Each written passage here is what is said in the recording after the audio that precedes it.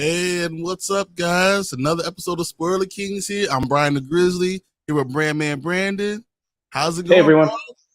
bro? just Not too bad. do Not it. too bad. Oh. Yeah. Ah. As you Ah. Ah. No, uh, man. Same old. It's Monday. We got through it. We got through it in one piece, so I was like, can't you got through complain. this weekend, man? You know, we got those Oh green, yeah. the Green River right now. I know all that's going on in Chicago. It sure is. This weekend was awesome. We're doing it again on Friday. Since Friday is technically St. Technically, Patrick's Day, it I was is. just talking to a friend earlier, making some more plans. So yeah, it's What gonna up, be awesome. Brandon Davis? What's up, Um, man? what's going on? What's going on, Brandon Davis? Thanks for joining us. But yeah, this weekend was awesome. I had a great time. It's just Um, prepping. It's I prepping actually made for St. Patrick's for you. That's all. This is kind of preparing, getting ready for it's the prepping for shenanigans. St. Patrick's. Exactly. My first stop was a party. I made Guinness chocolate cupcakes for the party, and Oh, everyone liked them. I did something right. They cleaned most of them out, so gotta make more for I was going Friday. to ask you, what's your Irish whiskey flavor? But I mean, what are you trying to have today, this weekend? But so it sounds like you're gonna have some Guinness, some stout, stout, and then you're gonna have I'm gonna guess some what Irish whiskey? I don't know. Um, no, that's a good question. Uh, I actually had to use a little Jameson for the frosting that I made and Okay, Bailey's. okay, I can see some Jameson. So yeah, I'm not sure if I'm going to stick with that or I'm going to switch it up or what, but we'll see. All right. That just sounds like fun. I mean, there's going to be all type of shenanigans going on this weekend. Of course, though me and Brandon are the same age, I don't get to go have fun anymore. My fun is I'm all for it. watching Little Mermaid trailers with my daughters. It's just whatever. That That's trailer did come out yesterday during the Oscars. I'm it, still trying to kind of formulate a full opinion on it's interesting. Remember, I told you about the darkness that I was worried about. They it. Mhm. lightened it up. They did lighten it up. They lightened up some of it. They lightened some of it. Um, we're gonna see. I think like a common problem, especially with a lot of the Disney remakes, they just seem very murky and compressed compared to the animated versions, with the exception of maybe Cinderella and the Jungle Book. And as you know, I'm pretty fond of the Pete's Dragon remake. Those are probably my top three. And Aladdin is the honorable mention because I actually did think they did a lot right with that. I agree with Aladdin. You know Um, how I feel about the whole Disney thing because Lion King, even today, is still my favorite movie of all time. So like, don't touch my favorites. Like you want to see me get yeah, angry? Talk about my favorite there movies. was yeah there was no need to remake that. You can't top perfection. You just can't. Um, All right. but we'll see with Little Mermaid. I was I think Melissa McCarthy's going to run away with the show. I think she's going to steal the show. I mean, and they started to show her singing, so now I know Hmm. what's going on. Yeah, Like she you can know, sing, and then is it her comedy going to take all the movie away? Is it going to steal all the greatness away? mhm. It seems like she's very much playing because Melissa McCarthy with the right content actually can act. I think she's just kind of fallen into the gimmick of kind of playing that kind of heavy, clumsy character. Which is she's not. You know, but But I mean, once no, again, what you no, want to and make money. I You don't want to become Brendan Fraser. The guy who who mhm, had Hollywood, was doing all the movies, and all of a sudden Hollywood decides to drop you, and then you're gone. mhm. Yeah. But Because hopefully after tomorrow, hopefully he's back on top after tomorrow. After yesterday, I mean. I so hope so. I don't want to talk about this the Oscar talk until Tank gets here because I mean, but I will say his speech moved me. It really did, and to see someone shit that basically said, I was on top. I didn't appreciate Hmm. it. Then it was gone. And now we're here. That was so cool. I Yeah. enjoyed watching and hearing him, and the tears that come out from and the raw emotions. Someone who really cares. So, but yeah, I don't want to get too Hmm. far into that rabbit down that rabbit hole because then we'll talk about everything and Tank will be like, "You already talked about that?" Yes, sorry. We got True. and hey, Brandon, he says he's going to be out here this weekend. You know, what's up? Let's do something. Oh, All right, bet. you said you ain't say nothing but a word. Shoot, yeah, shoot me a message. We'll map it out. Let you know where I'm going to be. Just be forewarned. I'm going to be covering a lot of ground, so just know that. Know that. Accept that. Be ready for that. Let's go Bears. I'm gonna say Chicago Bears. All I need now is a offensive tackle, and we good. We in there. I'm very happy about that. Oh yeah. And it says Brendan didn't deserve that. Mhm. Colin Farrell could have won it, but I'm okay with Brendan because the whale, as you start to see it, and understand what he did and the journey, Hmm. I was okay with it. So, but Yeah, and I kind of saw that coming. I was hoping Banshees of Inisherin win something, would win a little more. Yeah, yeah. I was. Well, we could say that conversation. I can hold off on my thoughts until later on. And and the more I realized, the more I watched it, the more I realized Elvis wasn't going to win either. Austin was good, but I realized it wasn't. When the more I watched it, understood it was everything, everywhere, always. Always it was there. That was what it was going to be. That was, Yeah, it was their pretty much. show, and it was a good show. All right. But Mhm. before we get into all that, I do want to talk about something real quick, just between you and I. Mhm. What do you think about what's going to happen this weekend with Shazam? You know, this movie. I know I've kind of joked around about I've taken a lot of shots at it, which kind of shame on me because I did very much enjoy the first Shazam. It was like one of the DCU movies that I really, really enjoyed thoroughly. But I'm kind of hoping, especially if the advanced reviews are anything or any indication, I'm hoping it does do good. I really hope it doesn't bomb. But I think, unfortunately, with Warner Brothers being so indecisive and just kind of, I feel like constant delays can hurt a movie.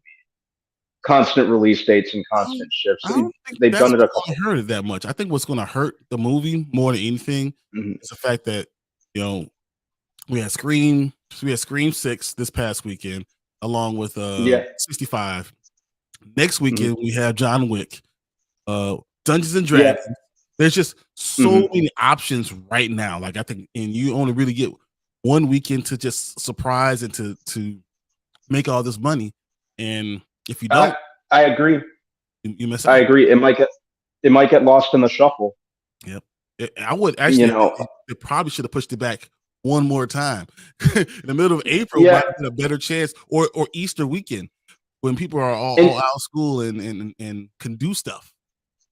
well, yeah. Well, originally it was going to be out this summer. Then they moved it up to, I want to say, last November or December. They could have just left it there.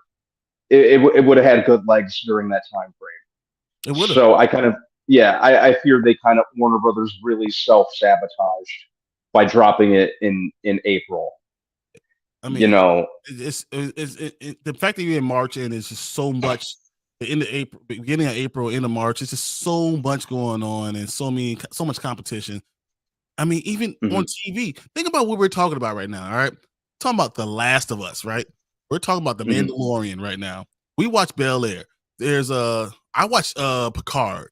There's so much stuff to do right now, and I don't need to go to a movie theater right now.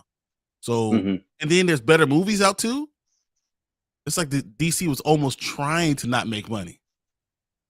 I wonder if it's all part of James Gunn's master plan. I don't know. Mhm. Yeah, I'm really interested to see how this all pans out, or if Shazam is included in his chapter one, Gods and Monsters. Because remember, he did mention that the slate that he had mentioned was only like the first half of this first chapter. You know, personally, I really enjoy Zachary Levi as Shazam. I I'd think love to see him carry. he's What's a that? he's a good Shazam. They should almost replace the boy just and just do a soft reboot. Yeah, yeah. I'd be fine with that. Like I've said many times, one of the things with Shazam is Hey, Billy there he Batson's like, is. There he is. Look, hey, you what's can't going hear on? Yeah. Billy Batson needs to be like a kid, you know. Got to hear you, Tank. Um, Tank, can't hear you. There you go. Well, now. There we go. Yeah. I know you're talking about Shazam. I don't think Zachary Levi is coming back. He's kind of. I don't think on the The border of controversy. being Yeah. canceled right now. Yeah, Controversy, yeah. yeah. I don't think he will either. Yeah. I mean, it's interesting. I wonder what's going to happen exactly, but I think they need to reboot it. The Shazam. I know it sounds stupid after just 2, but you need to reintroduce Black Adam, but in a good way, and it needs to be directly connected to like Shazam, because that's just Shazam bad guy. I don't think Shazam was Shazam's fault. I think it was totally Black Adam's fault. They should have. Henry Cavill is a bigger name. He's the most awesome looking. I looked at all the Superman. He is the best looking Superman I've ever seen. When I think of Superman from a comic book, that's where I expect to look at. That's he truly is. He really looks like he truly is. He's not of this world. He really does, and I think that's what's going to hurt the most. Not even because the movies were good, but just because that's what I expect to see when I see Superman. And I blame Warner Brothers for that. They wasted so much time. They kept him on ice for all these years. We could have had at least like a Superman Man of Steel trilogy with him showing up here and there in other content. The fact that he could do I'm not sure why. The Witcher. He could do Mission Impossible in between these movies. That tells you that they haven't iced too much. It just makes no sense. Yeah. Did you with Black Adam and his the Superman cameo, like did you ever see any of those stories that the or videos on YouTube? There's plenty of them that The Rock was essentially like leveraging his cameo like as a power play to take over the DC universe. Yeah. But and having Black Adam, why not do that? When you see a struggling industry, a struggling part, and you feel like, hey, I'm a superhero myself. And if you know his agent, his ex-wife, she's all about him taking over stuff. And she's a genius because you see what's happening to the XFL. Yeah, she's a genius. So if the movie did well, DC would have out there, he would have been running DC. It just would have happened. Yeah, which I'm kind of 100%. Which I'm kind of happy didn't end up happening. Like Black Adam, who's like a C-list DC character at best, being the focus of the DC universe, that just would have felt wrong. DC, that you can't do that way because DC has the best characters. It has the great. I mean, we're talking about 4 characters down is the Flash. You know what I'm saying? Like that's 4 characters from the top, like 5 maybe, because the Green Lantern's probably ahead of that. Like that's how low. I mean, how loaded it is. I mean, it's the best. So I think why would you rely on Black Adam? Yeah, John Campea has said it best on one of his, because he brought up this whole thing with The Rock wanting to take over too. It's like you wanted to make a character who's a side character to a side character. Yeah, like it's like Shazam's a side character, and Black Adam's a side character of that side character. It's like you're too far down that totem pole to try to make it. Like, I mean, if he wanted to become head, that'd be different. Like, I'm Black Adam too, but I want to run it. I think I can tell good stories, which I don't know if he could. I don't know either. His production company makes okay movies. Jungle Cruise was an okay movie. No, but was not without a lot of money on writing. He doesn't spend money on writing. He really does, but he gets star power. I think, and that's what we would have got. We would have got star power, but not the writing that we need. Yeah, and that's where unfortunately it kind of where it kind of went wrong.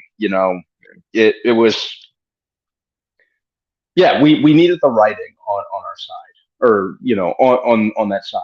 It's only as good as the writing more often than not. Just the Black Adam movie, it definitely had its moments, but it wasn't this like game changer that The Rock was kind of touting it to be, which sucked because it could have been. It was good. It's It was still yeah, Black. it was entertaining enough. I think they could have went like a little more like anti-heroic with Black Adam. Like ultimately he came off as heroic who just happened to scowl a lot I agree. and kill a couple people who let's face it, deserved it. But the best other thing than movie that, did was bring in Hawkman and Dr. Fate. Exactly. That was the best parts of the whole movie, and now we never get to see him again. Which is another side character of a side character of a side character. Yeah. Yep. Well, you're trying to introduce like the Justice Society, and We and don't have a Justice League yet. yeah, you gotta not skip steps, man. And DC was all about skipping steps back then. That's why I'm kind of liking at least at the very least, James Gunn has a plan. I don't know if it's gonna be a good one or a bad one, but at the very least, he has a plan. Agreed. Well, we'll see, but I mean, at least that's a good first step. You know what I mean? Like, you can't just throw like, here's Superman, and we'll figure it out later. All right, guys. So, I said 20 minutes of talking. We passed our There you 20 go. minutes. Let's go. Yeah. All right. We gotta get going. All right. Let's do it. We got a tight schedule today, and I'm running late, so that makes it even worse. But we'll do Oscars. We're not gonna do a round for round, person for person winning. You can go check out other channels. We'll just do a recap, a little discussion, not too long, and then we'll get into Last of Us. It's not in order. We'll probably do 65, a review for 65. Just let I didn't see Scream yet. So I saw 20 minutes of Scream.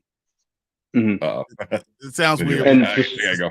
Total story. Yeah, and just to let you know, I didn't get around to seeing 65. I saw everything else. Oh damn, man. But I saw 65 enough for both of us. It's okay.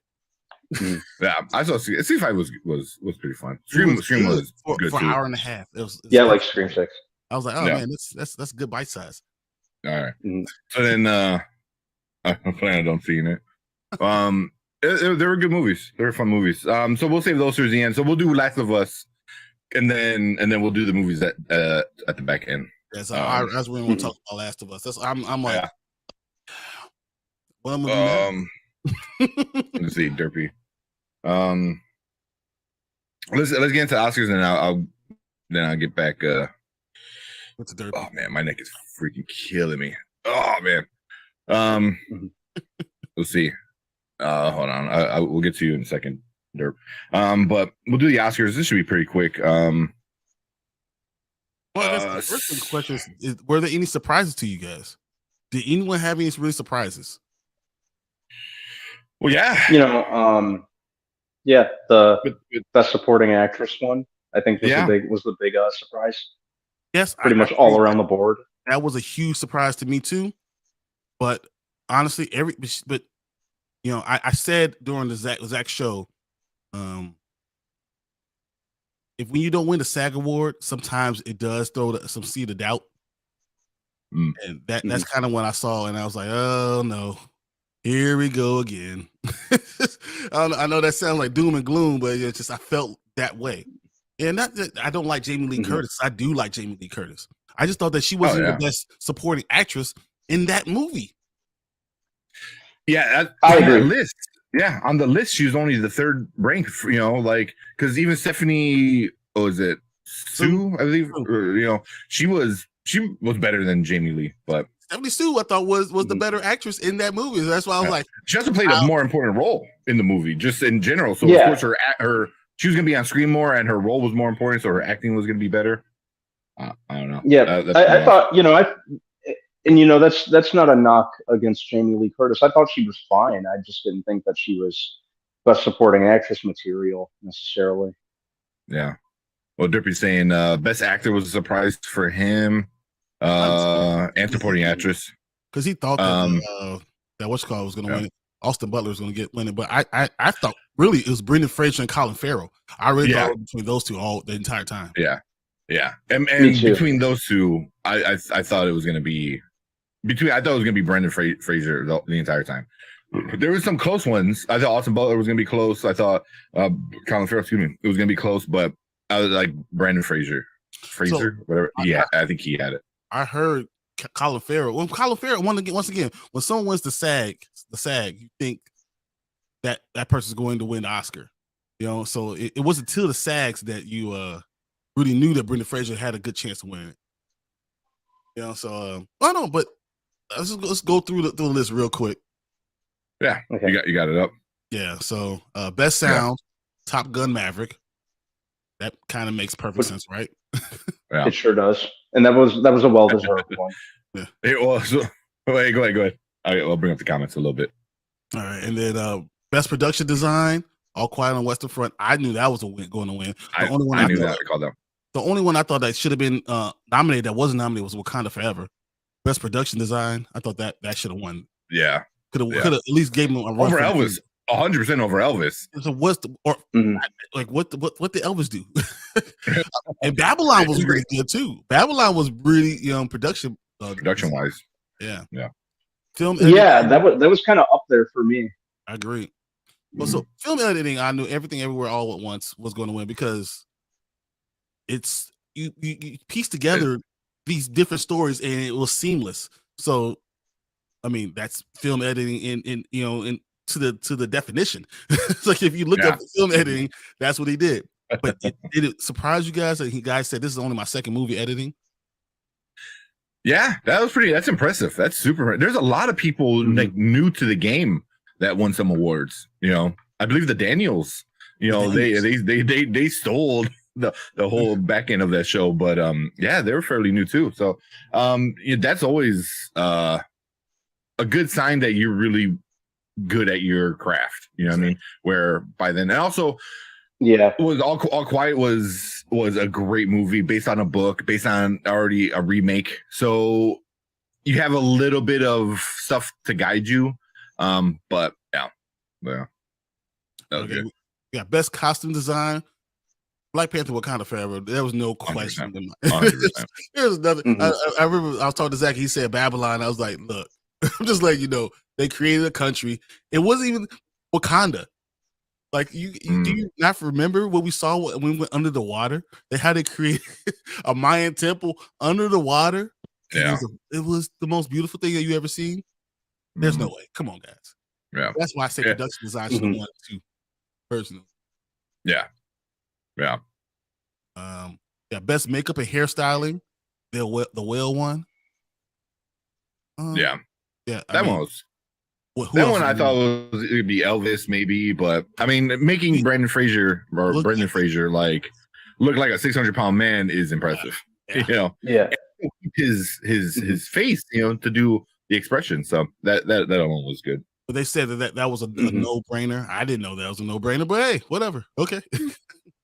Best cinematography, All Quiet on the Western Front. That's a no-brainer. Yeah, that's come on. Yeah, that was a no-brainer. Yeah, definitely. Best animated. That went exactly how I figured. You see, The Boy, the Mole, the Fox, and the Horse. I didn't know what the hell that was, but I saw what they put on the screen when they talked about it. I was like, yeah, that wins. Or you said the whale did not deserve that for makeup. The only thing I could think that would have been better for I like the Batman. I like Elvis, but I thought Elvis might have been because I mean he definitely made him look like Elvis, and I mean even we gotta remember Tom Hanks. Yeah. Putting a guy in a fat suit. But that's what I said about the Batman. Did you remember this Colin Farrell? Did you even realize that another guy in a fat suit? Yeah. I would have loved to have seen that when just because my brain is still not able to process the fact that was Colin Farrell. I think the Batman was probably the best looking one, but it is what it is. Best visual effects, Avatar: The Way of the Water. Duh. Just duh. Yeah. So everyone else don't even we saw that coming. Yeah. Best original screenplay. everywhere, everything, everywhere, all at once. Yes, I guess that would win. Because I look at the rest of them, best screenplay will probably be also win best movie. Like it makes the most sense for them to match. So once you win best screenplay and you're up for best movie, you think it's gonna win. It makes sense. The best documentary, The Elephant Whispers. I didn't know what the hell that was, but I just said okay. I expect. I just said okay. You're right. Yeah. I guess. Best adapted screenplay. Women Talking. I knew was gonna win. I said it on Same. Thursday. Same. I was gonna win. It's one of those things you can't talk about, but it's also something that you know, it's gonna be something that has to win. So I wasn't surprised. Is there anything that you guys thought that would be better at best adapted screenplay? Like Glass. No, No. I thought Women Talking pretty much had it. Yeah. Mm-hmm. Keep it going. I'm trying to go quickly, guys, but so we get to your comments. Live action short film, An Irish Goodbye. Had no idea. Mm-hmm. So I'm not going to talk about it because I didn't know anything else about it. Yeah. Best documentary, Albany. Once again, Albany. Yeah. I had no idea what that one is. Best original score, All Quiet on the Western Front. I thought. Yeah, so I'll take their word for it. I thought Babylon was going to win. I thought Banshees was going to win that one because I kind of like the Banshees one. Yeah. The whole because it was very like a dark. Me too. Very Irish kind of sound to it. Yeah. But I'm not surprised with All Quiet because it had that very that sound, that boom boom like that deep kind of like resonance kind of sound where you're like ooh, like it's scary. Like this it's very wartime. It becomes a character, but that's kind of but that's kind of what I thought about Babylon because I thought Babylon's score was part of the movie, was part of the setup, and how Hollywood likes filling themselves. So but it didn't happen that way, so I was happy with whatever. Yeah. Here you go. This is the one I want to slow down on. Best animated feature. Guillermo del Toro's Pinocchio. We knew it was going to win. I have my favorite. I know Tank has his favorite. Mm-hmm. I knew Pinocchio's going to win. I just don't feel like it's the best one. Yeah. But I mean, it's in the group. Del Toro's the bigger name. He's known for this stuff. So, like I said, I'm not surprised. That's who I thought was going to win. Was it the best one on there? I don't know because that's some fucking nightmare fuel. The way that Pinocchio is, the music is not the best music. I'm sorry. Like all the songs sounded the same, and they sounded really goofy. I heard somebody else talking about it, and it was so funny because he pretty much sang the songs and just made up his own like lyrics, and it's exactly how they went. Yeah, it's like it's just like I'm like, oh my god, that was it, But it's Del Toro, and it looked pretty, even though Pinocchio was a freaking nightmare. Yeah, literally nightmare. Which I liked. I like kind of the creepy, grimy stop motion animation direction they took. I thought it was cool. When I think stop appropriately motion, eerie. I always compare it to Nightmare Before Christmas. You know, and if it's not on that level, then I'm not gonna. Not gonna give it to you. I thought Turning Red and Puss in Boots were better. I thought both of them were better. Yeah, I love Puss in Boots because my kids were legitimately scared. I thought it was such a good story, so well done. And the Turning Red, though I don't like it, but it's because I don't like it because I know I'm gonna have a teenage girl coming really, really soon. Has nothing to do with the movie. The movie was well done. Has nothing to do with it. Well, you shouldn't like Everything Everywhere then, because it's the same exact premise. Same exact premise. Except I'm not the mom, so that's it works out for me. I'm okay. Yeah, it was. I was pleased with Pinocchio winning. It kind of seems like for the most part, Pixar's basically always just handed the award. That's true. So that's true. It was nice to see something different in that regard, and it was also because I know Del Toro's been trying to get this off the ground for years and years and years. And I'm not saying just hand him the award because he had been working on it for X amount of time, but I liked the passion and hard work put into it, and the approach to stop motion was something that I really gravitated towards with it. Yeah. Yeah. Definitely better than the Robert Zemeckis Disney Plus Pinocchio, that's for sure. That's not Or hard. the Pauly Shore Pinocchio. I like the Pauly Shore. The oh God. Buddy. Yeah. Best director, Daniel Kwan, the Daniels. whatever. Yeah. Here, put all theirs together because they won a bunch at the end. So Yes. out of like the top main ones, they only didn't win Best Actor, right? Everything. Best international film is All Quiet on the Western Front. Yeah, which makes sense. Best original song was Natu, which I didn't know what the hell it was. But I heard it. I was like, oh, this is cold.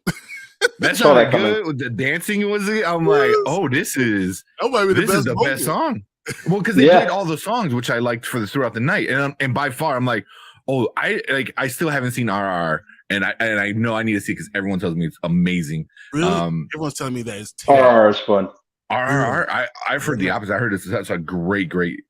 I mean, but that song came on, and I was like, oh damn, this is a good song. Everyone else was all slow and sad, and Lady Gaga acted like fuck depression, and I wanted to like. I thought blood was going to try to jump from the ceiling and hit her in the head. And it's going to be like a blade moment.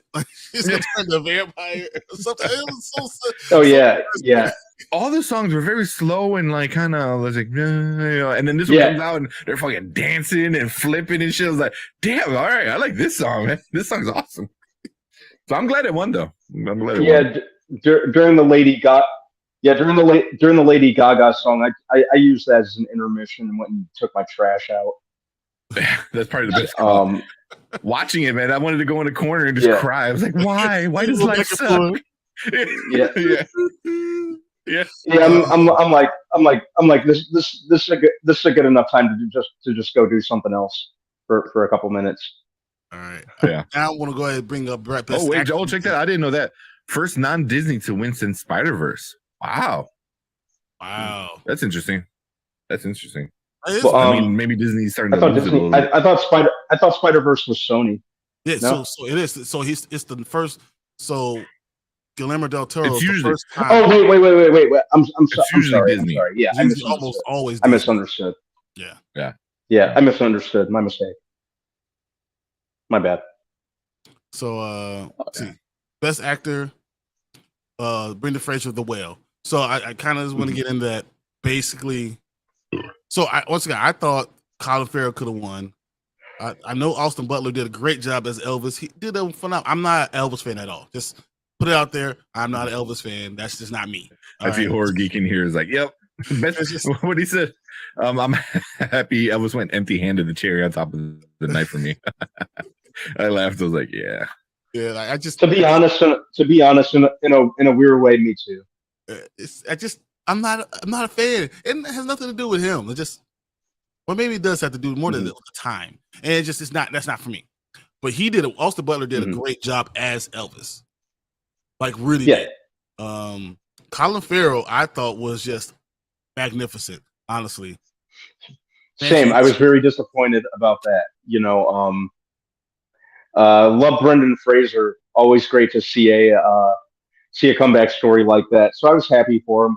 I would have preferred. I would have liked to see Colin Farrell win, but at the same time, I'm hoping this is the beginning of an upward career trajectory or resurgence for Brendan Fraser. So, so here's my thing about Brendan Fraser. And I think this stands out to me. Sometimes the story of the accomplishment, the story matters even more than the performance. The story that Brendan Fraser winning this Oscar just is so much better. Like he fell off the face of the earth. No one knew where he was. No one didn't know he was alive or what. And then this comeback story, it's epic.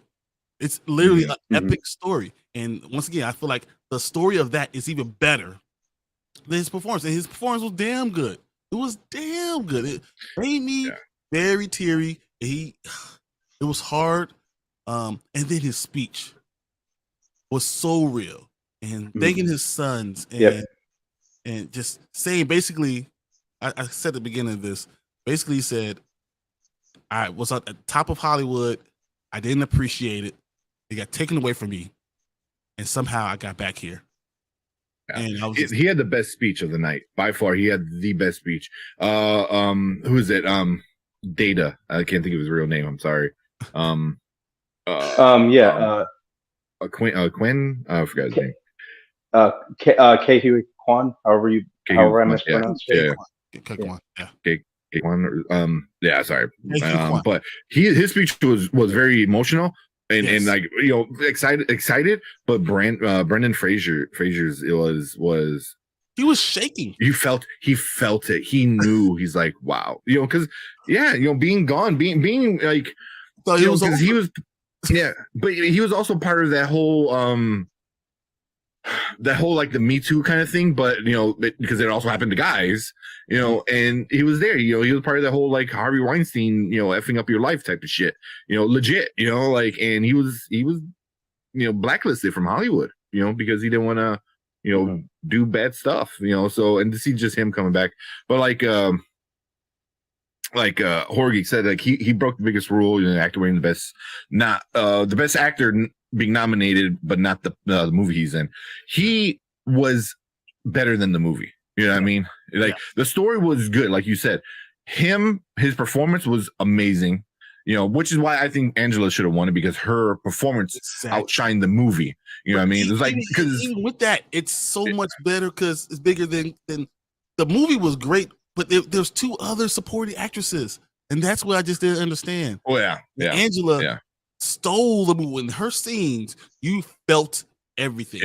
And that's why I was like having a conversation with somebody on Facebook. Was they're like, oh, he goes, oh, not for that movie. I was like, listen, what she should have won for other movies is definitely arguable, but it was like, you're not saying like, oh, this movie was good because of X. He was like, no, she was good in this movie regardless if the movie was good or bad. Whale was an okay movie. Brendan Fraser in the movie was stellar. Phenomenal. It was insane, and yeah. So, and he also deserved it. If Kate Blanchett won, probably it would have been because she just is amazing. Car was a terrible movie. I hated that movie. But she is amazing. So I feel like that needs to be said too. Yeah. But I did all the ones we just talked Robert about. Downey. Everything else he did pull Robert Downey. Yeah. So, that's it. Everything else is everywhere else all at once. So best director, we already said that it's the Daniels, and then best supporting actress. That's what I was gonna get to right here. Jamie Lee Curtis winning everywhere, everything everywhere all at once. Where Stephanie Sue was better than. So too. Like it didn't make sense to me. It could have been. I remember trying to listen to somebody like a movie critic, like insider. I think it was Dean Richards, actually. If you're from Chicago, he's a big movie guy, like the movie guy. And he tried explaining how it works, because sometimes the best person doesn't win, even though if they get a lot of votes. So something about like being a tie. So it was like it could have been where Angela and Stephanie got like a tie, and then third place kind of like. It's really stupid how he was explaining it. I was trying to make it make sense in my head. I'm like, wait, that doesn't make any sense. It's like college rankings, like in the playoffs and shit. He was like, wait, why isn't 1 versus 2? It's like fucking 3 versus 4. It was like, well, they're more popular, type of shit, But it was stuff like that where it just didn't make any sense. So I wonder if Angela and Stephanie kind of split a vote, and then Jamie Lee just kind of snuck in and took it. You know what I mean? It's just. Angela Bassett. It was you rank them. That's what it was. Something like that. Yeah. Angela probably gets a lot more number ones. It doesn't matter because Jamie Lee Curtis has a higher ranking overall. Because something along those lines. It's really confusing. It's really kind of confusing. Like, now that we're more into the movies and stuff, and we've been doing this for a few years, I really want to look into it and understand it. Because before I never really cared. But I heard it's not an easy process to understand either. It's like, unless that's your career. But it just felt wrong, and everyone's talking about Angela Bassett's reaction. I had the same reaction. Like, if you would have my reaction, right, when they say Jamie Lee Curtis, I had the same. I was like, what? It's like, for real? And don't get me wrong, what Jamie Lee Curtis said during her speech was pretty cool. She said both my parents were nominated for Oscars, and I finally won one. Yeah, very cool. Another one it'll be like the story, but this was the chance for Angela Bassett, who had the better performance, to be the cherry on top of her Sunday of her career. This was it, and I just felt like we missed out on that moment that we should all had. We should have enjoyed that. Yeah. So I mean, and then it's not really being a sore loser, man. You're upset, and understandably, I mean, she's not gonna go out there and like, say, stuff she's not supposed to say, but she didn't shame Kanye. Yeah, exactly. Or Will Smith and go, she was in the front row. Grab the microphone. I'm just saying you did a good job, Jamie Lee Curtis, but I'm saying you don't deserve it. Yeah. Oh, that would be hilarious. I also would be very embarrassed. But best supporting actor, Ke-Huy Quan. I think it was well deserved. I really liked him and everything. Not just well deserved. I don't think it was even a choice. Like, I feel like there was only one name on the ballot. They're like, you can even write in days, and they're like, no, I'm Ke-Huy Quan. He won that. There was no question. And once again, as you talked about, Tank, his speech was really good. Very similar to Brendan Fraser. Yeah. And he's been around for a long time. One of the best things I've seen, I haven't shared it yet, was in Encino Man of him and Brendan Fraser shaking hands. I wanted to put up of like, oh look, all the years later they both win an Academy Award the same year. The same year, right? Picture of the top awards given. Two of them from Encino Man. Really? Who would have saw that coming? Yeah. No, I thought that was awesome though. It was also a great speech. Seeing him with what's his name? Harrison Ford. The Harrison Ford one. That kind of almost brought a tear to my eye. I was like, yeah, okay. He hugged him, and he gave him the award, and he's like, no, you got to give it to the guy who's like supposed to get it. But that was awesome. Yeah. Oh my goodness. Yeah. Proud of Everything Everywhere. It earned 11 nominations, 7 wins. Yeah. Best picture. Yeah. So it deserved it. It deserves it. 100%. Here. So this is like Horror Geek was saying. So if you have people rank you number one, but a lot of people also rank you lower, so a person ranked consistently number 2 could win or could outrank you, could win. So you can get a lot of number 1s and a lot of number 3s, and then if this person consistently number 2s, they're gonna get it. Even though you got 1s and 3s, this person got 2, so they kind of win. Yeah, that's why I wonder if something like that might have happened. Might have happened. The Academy is going to have to explain themselves eventually with that, because everyone knew. I mean, Jamie Lee Curtis didn't think she won. She was like, "All right, good job, Angela." What? Who? Me? Yeah. Her reaction, she was, "What the? I don't say what the f," or she's like, "No way," or something. Like, you saw her, she was just like surprised. Yeah. So, I think I'm happy for her. She's a great actress, and I like her a lot. I like Jamie Lee Curtis a lot. And as I said, her story was great. Her speech was great. It really was. But I just thought that was Angela Bassett's moment, and we missed out. Yeah. And for selfish reasons, I wanted to see. I love seeing a black female of that ilk being able to win that, especially after what we got last year. Yeah. Bring honor back to it, and I thought that would have warmed my heart a lot more. But that's totally selfish. But because she also. It was the best performance. Yeah. Just was. So yeah. I know what I was gonna say. Yeah, I mean she deserved it by far. I was gonna say something, I forgot. Sorry. I feel like when you say best supporting actress is when she's on the film, when she's in the movie or she's on the screen, she steals the show. As soon as you're there, you're more powerful. than anyone else on the screen, and you can almost steal the show, even though you're a supporting actress. Yeah. That's what I thought that meant, and I think she's the only one that was that in those movies. Yeah, she stole the movie. I mean, who was the main character of that movie? Like Shuri? Like I would argue, like Ramonda was damn near the main character, and if she's considered as a supporting actor, she 100% kills it. Won it. She was very much the emotional core of the movie. Yeah, alongside Shuri. Yep. Yeah. I kind of thought she had it. Well, not even kind of. Definitely thought she had it. But, yeah. She's the only one on my. Like, all right. No. Yeah. She's the only one on my list that I got wrong. I think I knocked it out with every other category. I think I got right. What's going on? It was gonna just sweep. So we'll bring up comments in a second because we need to finish up. But going back to Angela real quick, as she won, I was like, wow. I was like surprised that we're watching the show. And Erica was like, she's like, yeah, but Jamie Lee played a bunch of different roles. I'm like, yeah, but also Angela deserved it. And she goes, well, she already has an Oscar. I'm like, no, she doesn't. She goes, she didn't. I'm like, she's been nominated one other time in 1994, 1996. What's left to do with it, right? Yeah. And she's like, really? And like, she didn't even know. She thought like, oh yeah, it's Angela. She's got an Oscar. You gotta remember, there's only 4 black people to ever win an Oscar, guys. Come on. Yeah. There's only 4 of us. So like, that's what I'm saying. It's just.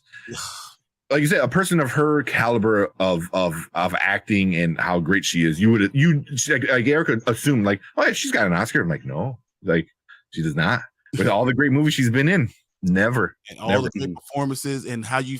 This is her second nomination. It's insane. Gosh.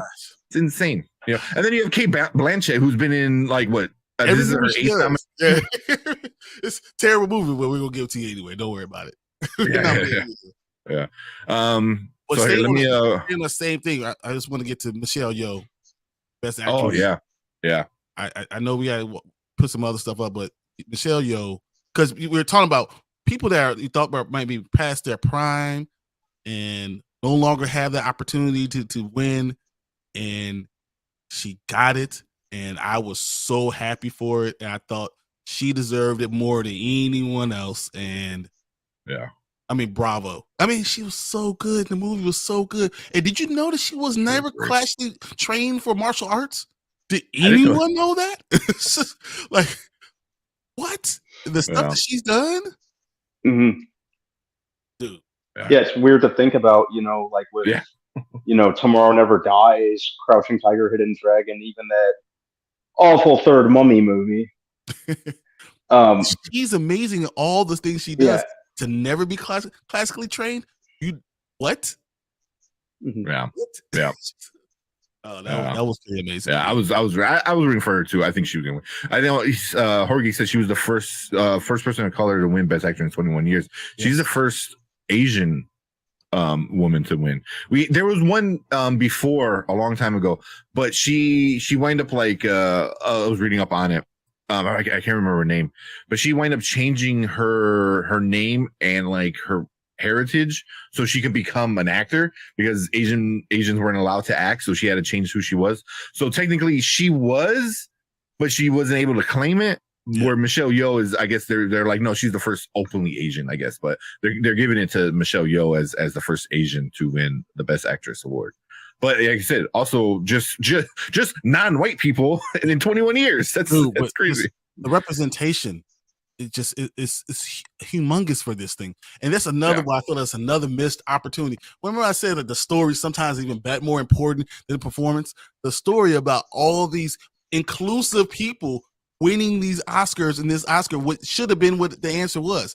It should have been what was going on here, and I feel like we missed out on the opportunity. But it is what it is. Yeah. I know Patty Jenkins said something. Was it last night or this morning that she stopped like caring about the Oscars because like there was no woman director, up. Like it sucks, but like I think women directing is such a low percentage, man, and it sucks, because Patty Jenkins is pretty good. Yeah, I mean, in 1984 sucked, but but also on the flip side, Wonder Woman was one of the best comic book movies ever. I say Wonder Woman was great. Monster was great. Monster, Monster's amazing. Yeah, I have trouble. She's done a handful of other things. I have trouble completely condemning, even though I didn't like Wonder Woman 84 like at all. It just didn't really do anything for me. I I can't really entirely condemn a director or filmmaker or an actor just because of one trip up when she's done a great deal of other things that I've liked. No, she's great no matter what. I think no matter what, she is great. You give her flowers. But no, I agree. The fact that no female has won Best Director, it's stupid. Oh no, Chloe Zhao won it a couple of years ago, but this year there was not one. Didn't won Best Director. Yeah, and who else won? And it won Best Picture. Her Locker. Yeah. So there's been women, but it's not a lot. And this year there was no women even nominated for Best Director. So and that's they didn't make a movie good enough there. That's terrible. Yeah. So, but yeah, let me go through some of these comments and then we'll get moving on. See where we leave off. Where am I here? So this is my mom. So we were me and my sister were teaming up on her because she said Banshee should have won Best Picture, and then I came in. I'm like, everywhere. Yeah, Banshees was great. It was really good. Banshee's third on my list. Yeah, it's not number one. I just can't say that. Everything's number one. Yeah. I thought Fablemans might have won, snuck in there too. I wouldn't have been surprised at that. I was hoping Banshees of Inisherin would have won just because it happened to be probably, from a writing and directorial standpoint, probably my favorite movie of last year, or at least very much up there. The story at the end was just stupid to me. I was like, all right, but it was so well done, like mirroring the Civil War, what was going on, with their friendship and everything. It was cool, but if I didn't see the movie, would I feel like I missed out on anything? No, not really. It needs to be like a. If I missed out on this movie, not seeing it, I feel like I missed out on something from this last year. It is part of the year because it won all these awards, right? I mean, it had all these great actors, great moments. I will miss out on something not seeing it. I don't think I missed out on not seeing Banshees. If I didn't see it, it's just been whatever. Okay. Yeah, it was a super fun movie. I enjoyed it a lot. It was. I didn't think I was gonna like it. I thought I was gonna hate it. Actually, It was. I thought it was not gonna be fun, but I thought Fablemans was a better story. So Banshee was number 3. Everything Everywhere was the best movie that came out. I don't know if I'm super laggy. Fablemans or Everything Everywhere was the best movie that came out in a while. Yeah. And it definitely won for me. It won last year. Everything was the first sci-fi movie to win Best Picture. Yeah, there you go. So it was a good story. But Banshees was great, but it didn't. For me, it didn't come close to everything everywhere or everywhere. And let's see. Jorge said, "I know Jamie Lee Curtis was winning Best Supporting Actor with all the Everything Everywhere support. Sucks Angela lost, but much momentum in the past awards. Yeah, they were definitely going. SAGs, as you said, went 4 for 4. SAGs went 4 for 4. They tell you basically who's going to win these things. That's who the actors want. SAGs. Yeah. And then Colt Lords. I was surprised they didn't include was it Anne H. Tom Sizemore, or was it Tom Sizemore and Paul Silverano in the memoriam. So I think they always keep out. I feel like the Tom Sizemore, I believe, was in last year's one. Didn't he just die like a week and a half? Really? Yeah, no. So which one? Which one was the Paul Sorvino? Or either one of them. One of them is in 2022's memoriam, and they said that it must have been Paul Sorvino then, because Tom Sizemore's only been dead a couple of weeks. So there's no way he would have been able to get it because they do this thing a month ago. And Hesh, I'm not sure.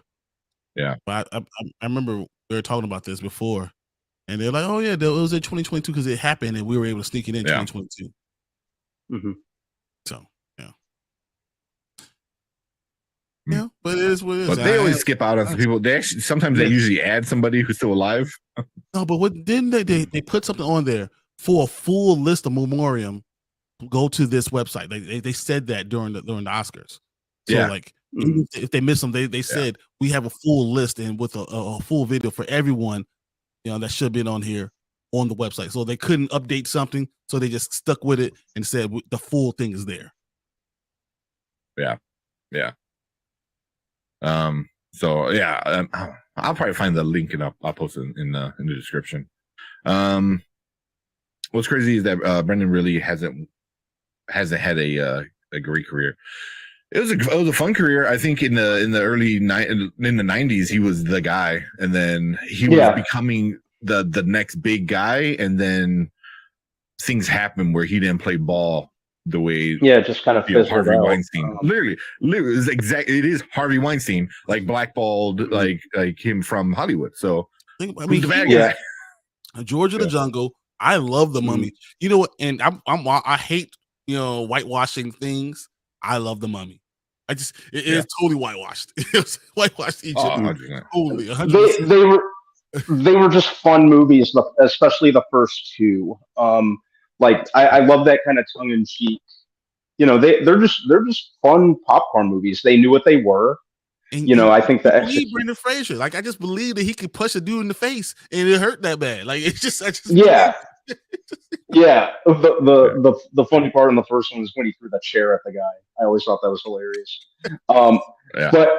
Like Brendan Fraser always had the audience on his side. That's always been part of his appeal. You can't help but like the guy. Grant, say what you will about the quality of some of the things I personally find a lot of this stuff fun. Because forget that.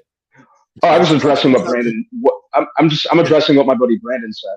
But no, George of the Jungle. George of the Jungle is one of my favorite all-time movies, man. I'll die on this hill. It's one of the good live action cartoon adaptations. It's probably one of those that are. With that treat, like it was so good, and they did it so well. The voiceover was so good. It was so cartoon and understood the assignment. It understood the assignment. The voiceover really made it for me. I remember seeing that in the theater when I was a kid and just having a lot of fun watching it. Hey, when you put those ears on too, and he ran through the jungle, I was like, "Yeah, I'm all for it." Yeah. Like it knew, like you said, it understood the assignment, which I wholeheartedly agree with. But yeah, I'd say as far as live action cartoon adaptations go, it's one of the best. I agree. Yeah. Underrated. Disney, take notes. What else we got for comments? Well, Disney did it. Oh yeah, it was a Disney movie. It was a Disney movie. It was a Disney movie. Right. Yeah. I have it on VHS. I'm a little upset that Disney didn't apply that much care and understanding as they did to the live action Inspector Gadget movie. But I could go on about that all night if I wanted to. Try to erase that one from my brain. Oh yeah. So I think I showed a bunch of them throughout as we were talking, kind of things. And we need to start moving on already. All right, let's go. But one last thing, Xavier just put this up. Hopefully, more Oscar-worthy roles become available for Angela. I would love for her to win to tackle a unique role. Yeah. Here's my issue. So she's 60 and she looks damn good. Like she looks damn good to be 60, 60 years old. But she's passing the mother age and getting to the grandmother age, and that's hard for you to win those things as a black woman. Knowing because the only type of movies that older black women usually wins are those slave or those type of movies, and I don't want her to win for that. I think she's too good of an actor to. She might not even take it. She would just say, you know what, honestly, because for her to win as queen of a country that's the best country in all the world says something. It really says something and states something about who she is and how she emits royalty. And to win for something lesser just doesn't do it for me. Yeah, like a trope black movie or that's like Will Smith going up for Halle Berry what she won for instead of winning for losing Isaiah. I don't want that. Yeah, exactly. Exactly. And then so my mom brought one. Brandon Fraser's God and Monsters, great movie. Yes. Yeah. Yep. Really Yeah. good one. Yeah. So he's a good series actor. But just like a little side note, my son was born while we were watching a Brandon Fraser movie. We were watching The Mummy. The Mummy 1 and 2 were just on repeat that entire weekend, and we just watched. So, but who does it? Who like TBS or TNT or Sci-Fi? It was like TNT. Like you have The Mummy on and you turn away for what? It literally had to be a live game for me to turn away, either that or in game. Like just I think once my son was actually like the time was happening, like right now, we turned off the TV. But like the entire weekend, it was. And that was what she wanted. That's what she wanted to watch. So I'm like, whatever makes you happy. She loves Brandon Fraser and loves those movies. So we watched Mummy 1 and 2 all weekend until he was born. Well, really, yeah. Like so. I'm all for it. That's a good one. Yeah, but God Monsters is good. And then Everything Everywhere, my favorite film of 2022. So I'm very excited for Best Picture win. And same. I think it was amazing. I love that movie. But all right. So that's it for our Oscar kind of breakdown. This was probably one of the better Oscars in a long time that didn't include assault. So so it was definitely it was fun to watch. It was great. The only bad thing was how did Pedro Pascal be in two places at once? Because he was he was there and he was saving Ellie. It was so funny because I feel like at the Oscars more people were watching HBO Max was watching the Oscars at the same time. Even what's his name made Jimmy Kimmel made a joke about that too. So he goes, you might be watching him on a different network right now on HBO, but here he is. So it was a good thing. I don't want her to win for those types of roles either. Yeah, totally agree. Exactly. She's too good. She's too good. But I think that's a good segue to our next topic. But before we go on to our next topic, anybody watching on replay, thank you. We appreciate you watching on replay. Leave a comment, hit that like button, leave a comment, let us know what you guys think of the Oscars, any big wins or surprises for you. Hit that like button. It lets YouTube know we're doing a good job and it pushes us out to more people. So we really appreciate that. And thank you guys. Subscribe. We're on our way to 1,000. We need more subscribers. Tell your friends. Yep. We need hit that subscribe button. Pass the word. Yep. Yeah. But if you're watching live, thank you for all your comments. But we are going to move on to our next topic for the night. Hit it. All right. So before we get into that, he said, 12% increase in viewership from last year, 18 million viewers. I think there's a lot more people watching worldwide too, because of Everything Everywhere, because of Banshees, because of Inisherin. Or am I saying it wrong? Because I was like Inisherin, I think they were pronouncing it. I thought it's Inisherin. It is Inisherin. Inisherin, yeah. I was like, oh, okay. That's a second I or whatever. So I was saying yeah. Well, they even made a joke about that. Like how many people are going to mispronounce that. And you say, yes, all of us. Yeah. But yeah, let's just jump right into Last of Us if you guys are cool with that. Yes. All right. Welcome to Spoiler Kings. We are on our second topic of the night. We are talking Last of Us season finale, the big ending of it all. My name is St. Kramer with Brandman Brandon, Brian the Grizzly, and right off the bat, man, how'd you guys like how it ended? Were you happy, upset? Could you see through your tears? I'm not crying. You crying? Exactly. Yeah. Let Brandman go first. What do you think, Brandon? I thought it was pretty decent, despite the short run time. Thought it did what it needed to do. The last 10 minutes I thought were friggin' dope. Where Joel just goes Grim Reaper on everyone. But definitely left me very curious to see where things go in season 2. When it comes to light. Yeah. I thought that it took care of what it needed to take care of. So despite the runtime, I do appreciate the fact that it was paced very well and just to the point. You know, so that worked for me. 45 minutes, I think it was. Something like that. 45 minutes, yeah. Roughly about 45 minutes. Yeah. So, what are you, Brian? I mean, I was tearing up the whole time, and then you know what's coming, and you know what the doctors are going to do, and you know where the disease comes from. You know it's in the brain, and then when you have Ellie feed the giraffes, I was like, oh, still to have a wonder, and you got a second for her to have all that weight lifted off her shoulders, and just be a kid for a second, and then she says something to the effect of, we gotta see this through. All these people have sacrificed their lives. People have died. We have to see it through.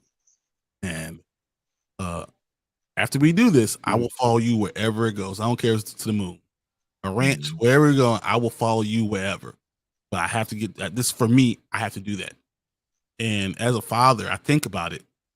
And if my baby told me that, how will I react? And if I'm being honest with myself, I will super go Joel. I will go Joel, and I will kill every mother. 100%. 100%. 100%. I will lie to that face like, yeah, that's exactly what happened. Straight to that face, because there's no way. Once it clicked for Joel that that's my daughter. I love her. She's a little bit my baby girl. It's over. There's nothing you can say to that man who's killed everybody already, just because he was just to have a good time. Now he has someone to fight for. Yeah. Who killed everybody? They should have known that. You can't just walk the man out. Yeah. I'm gonna push you a little bit further. Stupid. Yeah. Knox. Yeah. They're going back and thinking about it when Ellie said, "Time heals all wounds," and then Joel turns back and he goes, "It wasn't time that did that." Oh my god. I don't know if Ellie understood it, but as a viewer, I obviously I didn't take it as Ellie understood, like she knew what she was, or she knew what he was talking about. She understood it was their connection, right? But I don't think she understood that he was talking about specifically you. You healed my wounds. Yeah. Without you, I wouldn't have made it. That back and forth right there was like, this man will die for her and kill for her and stuff like that. So like how it ended wasn't a surprise, so that's pretty much the game. That's what happens, man. In the game, Joel goes on a murder spree, and he just does not care. He does not care. Because he said it's his daughter at this point. You are my daughter. You could, not only because like that's how I feel, you told me that's how I should feel. I mean, 2 episodes ago, you said like we're family. You said that. So it's like this is your fault. I tried to walk away. Yeah, exactly. He's like, I tried pushing this away and tried, being that toxic man who's like, no one can enter my heart again, that kind of shit. And she's like, no, you let me in. And it's like, it's your fault. Exactly.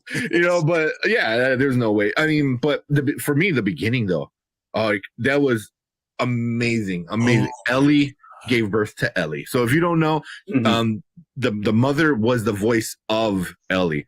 And then seeing them, I was like, why does she look so much like Bella Ramsey? It's insane. Yeah, like, right? It was crazy. Like, I was just about to say that they could legit pass off as mother and daughter. Oh my god! Like, I that threw me off. I'm like, when she's there with holding the baby and stuff, and that whole scene was just like, oh my god, And then Marlene had those real babies there.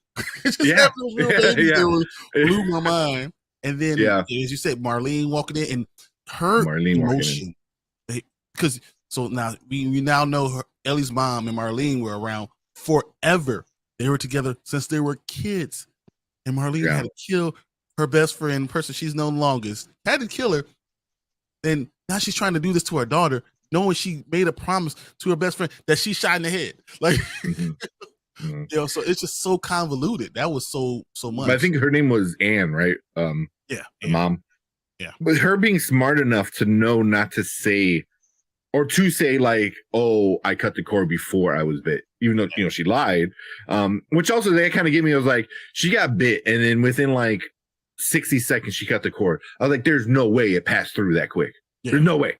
Like and at that point, you wouldn't have gotten, and at that point, like the baby's already out, so the placenta's already starting to make its way off of the uterus. It's starting to detach itself. So like I doubt you still got a lot of stuff passing through at that point. I'm sure there's stuff, but not that much stuff.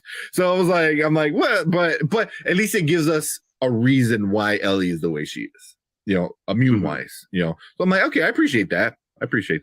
So Hergy said a lot of people thought the giraffe was fake, but they used real giraffes. It looked like cool. I didn't know that. I've taken my daughters up to what's this place? This place up near Wisconsin, near Lake Geneva, where they have real giraffes, and we go and feed giraffes, or you could go to the zoo and feed giraffes and stuff. So, and we've done it before, and you see the black tongue and how it wraps around the thing and comes. It's so cool. I immediately saw that. I was like, yeah, I know what this is. Yeah, that's kind of cool that they use real. I didn't know they used real ones. So I was hoping that they would add a Abby reference at the setup of season 2. I didn't think so. If you know where it's going, they kind of did, because they stayed on one of the scenes, for a little bit. So if you know where season 2 is going, you're like, that's why they stayed there for that extra 5 seconds. But yeah. They wanted to add the story to the game, but couldn't. That makes sense. And then said, Dirty Vegas says, Marlene looked like, no, I don't want that baby. I ain't touching that baby. She looked like her, like she had 4 heads. Like, I ain't touching that baby. That baby come out and eat me. I ain't doing it. Yeah, that. But like, Anne being so smart, they're like, I didn't want to breastfeed, so she's hungry. And I was like, because I'm like, why don't you breastfeed? I was like, okay, that makes sense, So, but I don't know. It was very, but yeah, she blew me away how great she was. I was like, and then I think Erica brought it up. She goes, it's crazy how it's because her voice is Ellie in the video game. She doesn't change it. Like Troy Baker, he's a voice actor, so he changes his voice. So like it didn't sound like Joel, but the girl that plays Ellie is Ellie. That's her voice. So hearing Ellie talk about like Ellie, was insane. So yeah, it was a little. It was cool. It was very cool. Yeah, very cool. What did you guys think about when Joel? I know because we're gonna get into a lot more of the action stuff, but when Joel opened up to Ellie, when he told her that the person who missed was me, and he admitted that he tried to kill himself. After that was one of the main scenes that really got me. Yeah. Yeah. There's always at least several scenes like that per episode. I think that was my number one that really got me. Yeah. I mean, and to Untold, and he said, I don't regret it. Like, I was ready. I was done. I lost my daughter. That was it. I didn't want anything else. Yeah. And I flinched and I missed. Yeah. Like, wow. Like, I mean, it was so opening. He opened his everything to her. He admitted everything. And then to start off again with that lie saying, this is exactly what happened. You know it's gonna come back to bite you in the ass. You know it. But what would any father do? The only thing I thought would have been interesting if he said, let's at least wake her up, tell her the truth, and let her decide. Yeah. That's the only thing I might probably did different. I mean, even after she told me the truth, I probably would have killed everybody and taken her out anyway. But I'm just saying, I would have said, let her decide. Because I think he knows. He knows she would have been like, okay, kill me. Yep. Like this will fix my wrongs, But then Joe, so I think for him, he's like, so I can wake her up and then hear her answer, have it break my heart, and still kill everybody, and she'll be mad at me, or I can keep her asleep, lie to her, and still kill everybody. Either way, everyone's dying. Like either way, it doesn't matter. It did not matter either way. But yeah, man, that whole, and I liked how it was like a montage. I was like, okay, they didn't go through like kill for kill like a whole sequence in a video game, like it was like a montage of like the music playing, him just like Yeah. It was almost like watching John Wick. Yeah, at that point, he was gonna use a pencil too if he had to. Any bad parts of this episode? Anything that you were like, they could have done without that, or maybe they did something wrong? I thought that they would address what happened to Ellie a little bit more. Like as they're opening up, as Joel was opening up to her, and just to add something like, and I know something bad happened back there, and though I wasn't able to save you, I don't want you to look at yourself and think anything less of yourself. You did what you had to do to survive, and I thank you for that, because I also, like, you need me. This would have been the perfect time for him to say, I need you. Yeah. Mm-hmm. What I'm saying? Like, she said that to him, like, and it's like, I need you. I can't do this without you, Joe. And that's what you saw her do. And I thought this was the perfect time to get that same exact answer from her. I need you. And that part is good. Yeah, that's the only thing I really had fault with. And we didn't get any more zombies, but I think that was important, not getting more zombies, because even Joel's choice, it was almost like, yes, the zombies are a problem, but people or themselves are the problem. It was like, people are the problem. So why would I go to save all these people? There are terrible people in themselves. They're killing themselves all the time. So I'm not going to waste the thing I love the most to save these people. They are terrible people. Yeah. Xavier said either way, Joel is out for blood. Exactly. He's like, you try killing her, I'm gonna kill all of you. Exactly. Yeah. Yep. Yeah. Neil Gray said next season we'll have more infected. Rat King's time to shine. Yeah. Which is crazy because the game, I think, was even more human versus human in the second game than zombies. So, yeah. They probably heard the complaints that people said about zombies, and they're trying to address it, but I don't think you need to. I think they did a great job saying the real problem are people. Yeah. Yeah. I mean, at this point, they set it up where, like, zombies, they just live in a zombie world, and now it's their story of living in that world. You know what I mean? So I was waiting for a poster or some type of banner that said Thanos was right.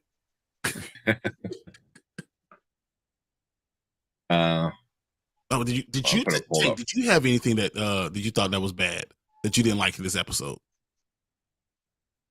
Man,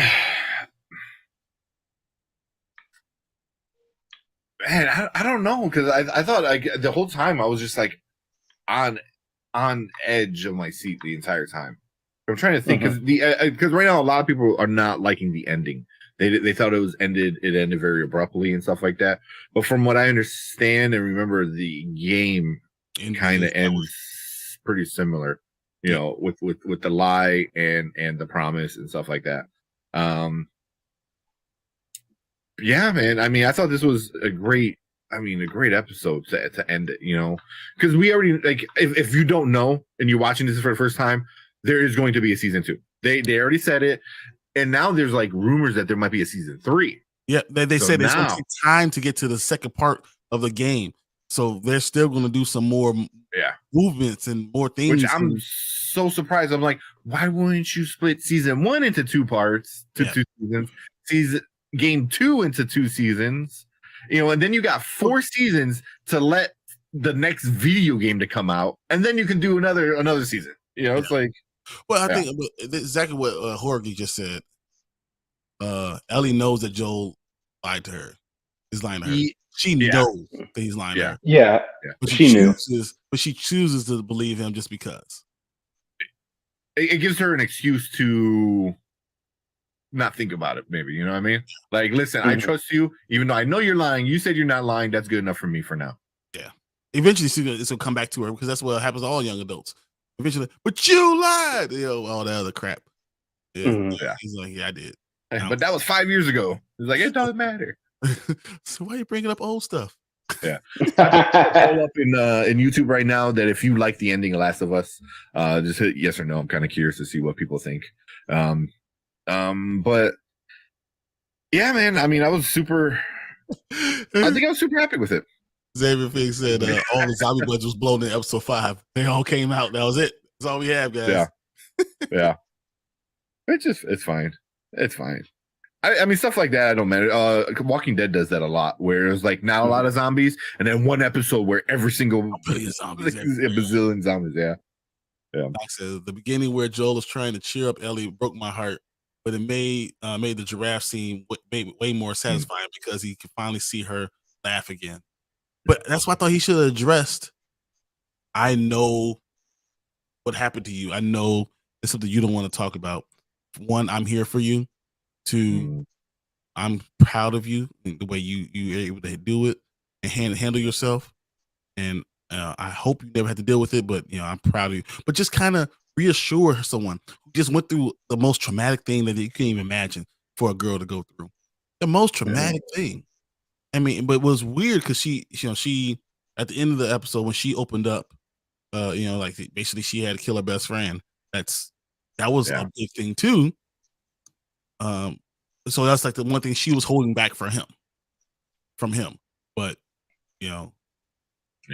he could not, couldn't tell. No, listen, I lied to you. They wanted to save the world. I was like, F the world. That's where we do it. I'm out. Yeah.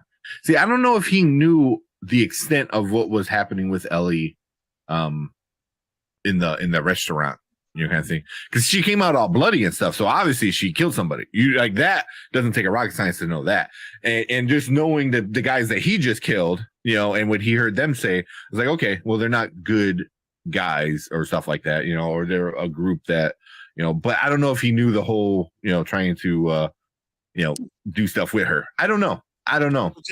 Just when something like that happens, don't you think that you would address that with her?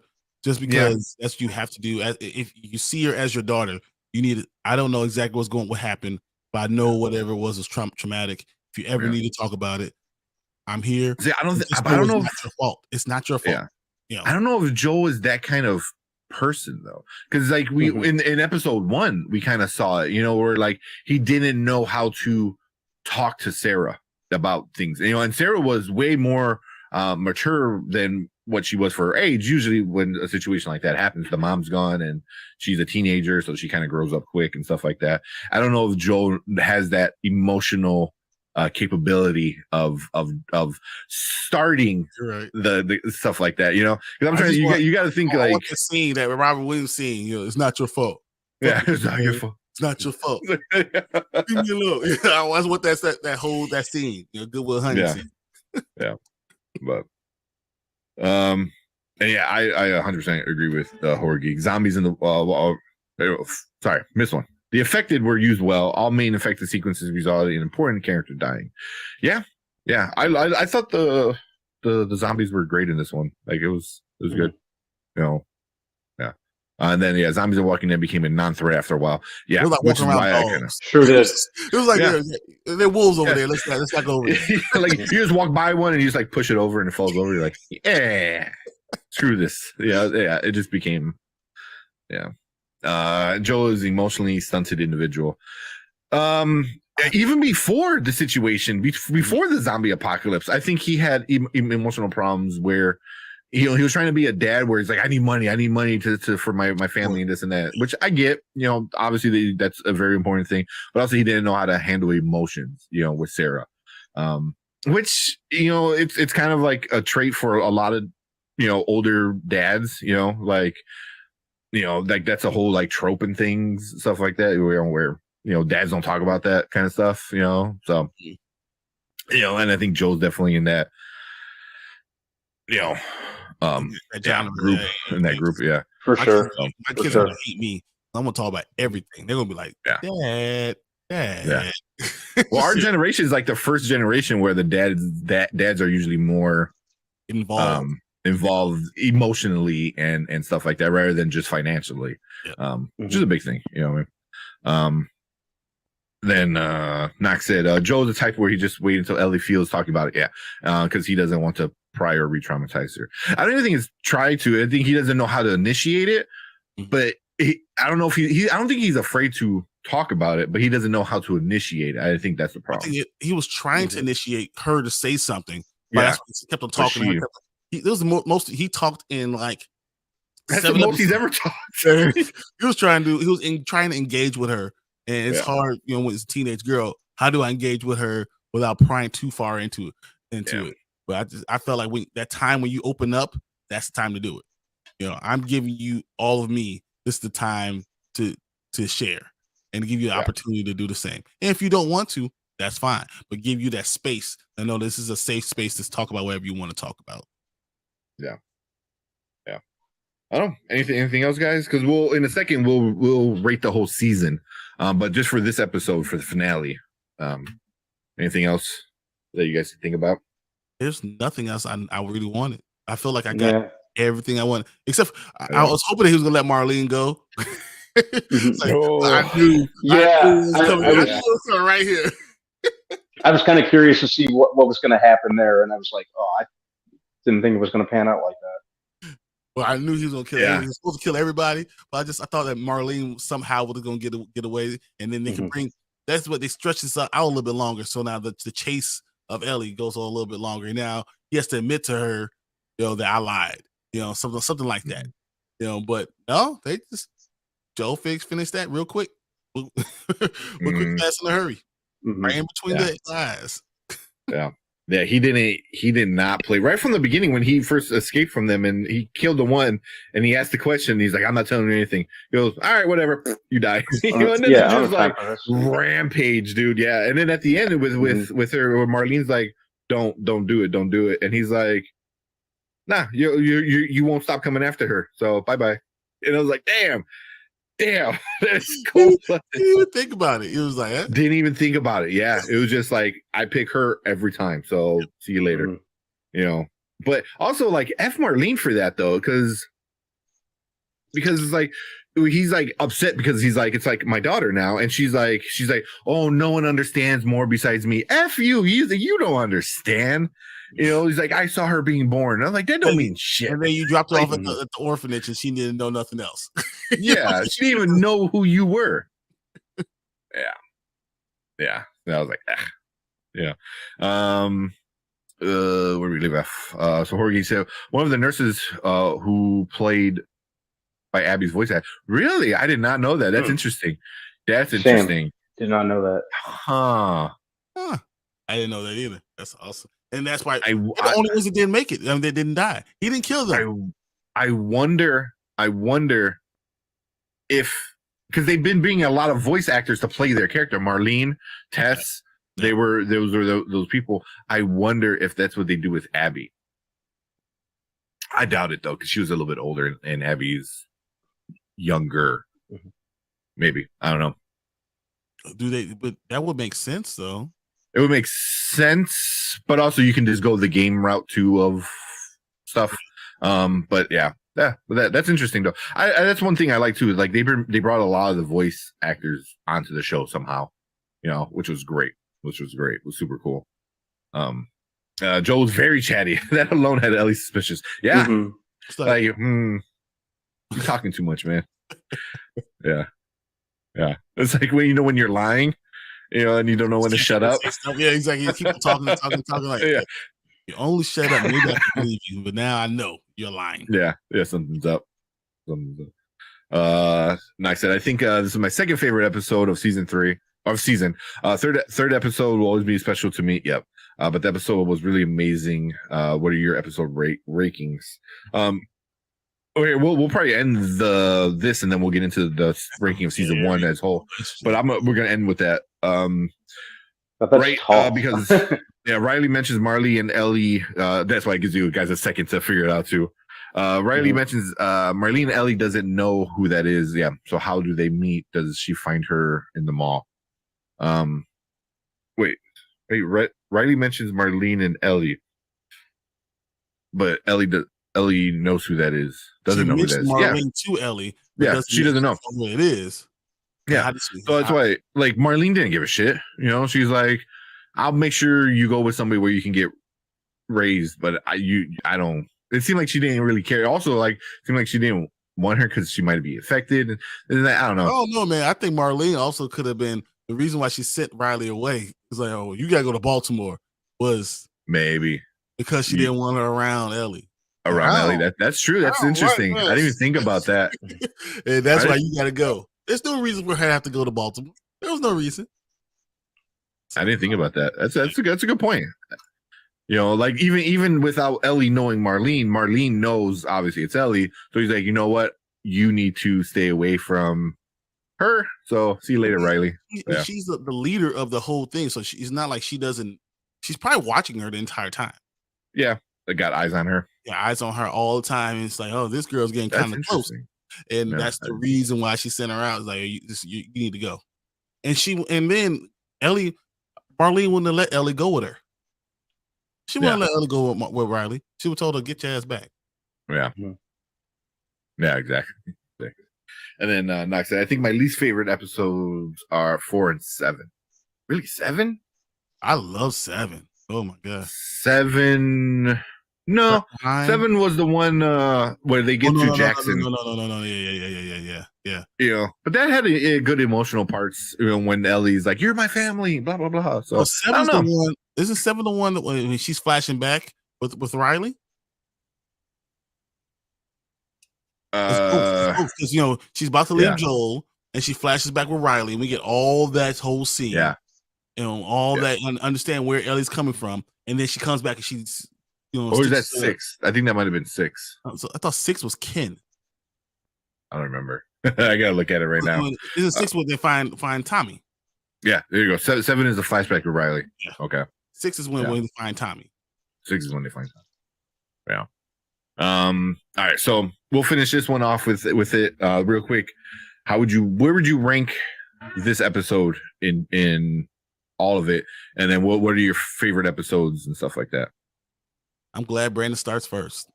Man, I can't come up with that on the fly. Ask fair questions, Knox. She always asks the best questions. That's the problem. Yeah. And you know what? I'm going to save this question for when we do the whole season, because then we can rank each episode. All right. Okay. And then that'll be a little better. And then we'll finish off this episode 8 conversation with one last question. Do you think Tommy told Maria about Ellie? Yes. Because now that they play in effect because they're going back to Jackson. Yep. I think Tommy did. He said everything. And that's going to affect everything again. Yeah. Yeah. What about you, Brandon? Does Maria know about Ellie now? Yeah. Yeah. She does. Mm-hmm. Okay. And you know what? If someone's married, you should know. When I tell this person, they already know. They already know. This is what's going on. That's exactly. Yep. All right, so we're gonna talk about the season as a whole. We're gonna rank the season real quick, and then we're gonna rank the episode and answer Knox's question in the next little segment. It's gonna be a quick one, so stick around if you're watching live. We're gonna talk about that and then get into some of the movies. But if you're watching on replay, thank you for watching our finale review of The Last of Us. If you want to watch all the other episode reviews, go. They're going to be in our playlist. Share if you like any of the stuff like that. Thank you for everyone always hanging out in chat for this entire season. Dirty Vegas, Knox, Xavier, Horror Geek, a bunch of other people. Brandon, I was here a lot. So thank you guys. You guys are awesome. You're part of the show. You guys are part of our community. We need you there. I appreciate you guys coming in. It's so awesome. I mean, and you guys ask the best questions too. So I mean, come on. Yep, some of the best like ideas and topics and stuff like that. So we really appreciate you guys hanging out with us for all of the talk of The Last of Us season. Cannot wait for season 2. But thank you guys. If you're watching on replay, hit that like button, hit that subscribe button. We're getting on our way to 1,000. That like button helps YouTube know that we're doing good and pushes it out to more people. And share some videos if you want to share. Tell your friends to come check us out. That's always fun. We have fun live. And leave a comment. Let us know what you think of episode 8. Episode 9, episode 9, the finale of The Last of Us. We love the chit chat in the comments and stuff like that. But that is it for this episode. Stick around. We're going to talk about some other stuff. And thank you guys. Thanks, guys. All right, so we're gonna break down the entire season. We'll do that first, and then we'll get to Knox's very good question. That I'm trying to stall. If you guys don't know, I'm trying to stall so we can do the math in our head a little bit. Because I need all the time I need. Question. I can't come up with that on the Yeah, fly. exactly. Good, man. You're good. So before we get into that, yeah. So before we get into that question, we'll just ask we'll give our rankings right now. So for season 1 of Last of Us, are we gonna give this a now, later, never? Now is you need to watch it right now. Drop what you're doing. Later means you can watch it when you get a chance. No big deal. Never means skip it. It's not worth it. Brandman, what are you giving this one? I definitely say a now. Just be ready for what you're getting yourself into because this show is gonna hurt. Every episode, I was just like, God damn it! At the end of every one. Yep. But and I knew that going in. But yeah, but overall, they got the right people involved. Craig Mazin and Neil Druckmann, I think, from the creators behind Chernobyl, best people for the job. It proved that with the right people, video game adaptations can be done right. It was very well cast. I love the character, the more character-driven moments. I love that it was more character-driven rather than plot and action-driven. I think that really worked to the show's advantage. They put a lot of care into it, and they knew what they understood what they needed to set out to do. So I was pretty happy with it overall. It really did right by the game. Yeah, agreed. Brian, waiting for the next season. Exactly. I cannot wait. Cannot wait. I'll say this. So if it's between having to go to the bathroom and watching Last of Us, I don't believe in pausing.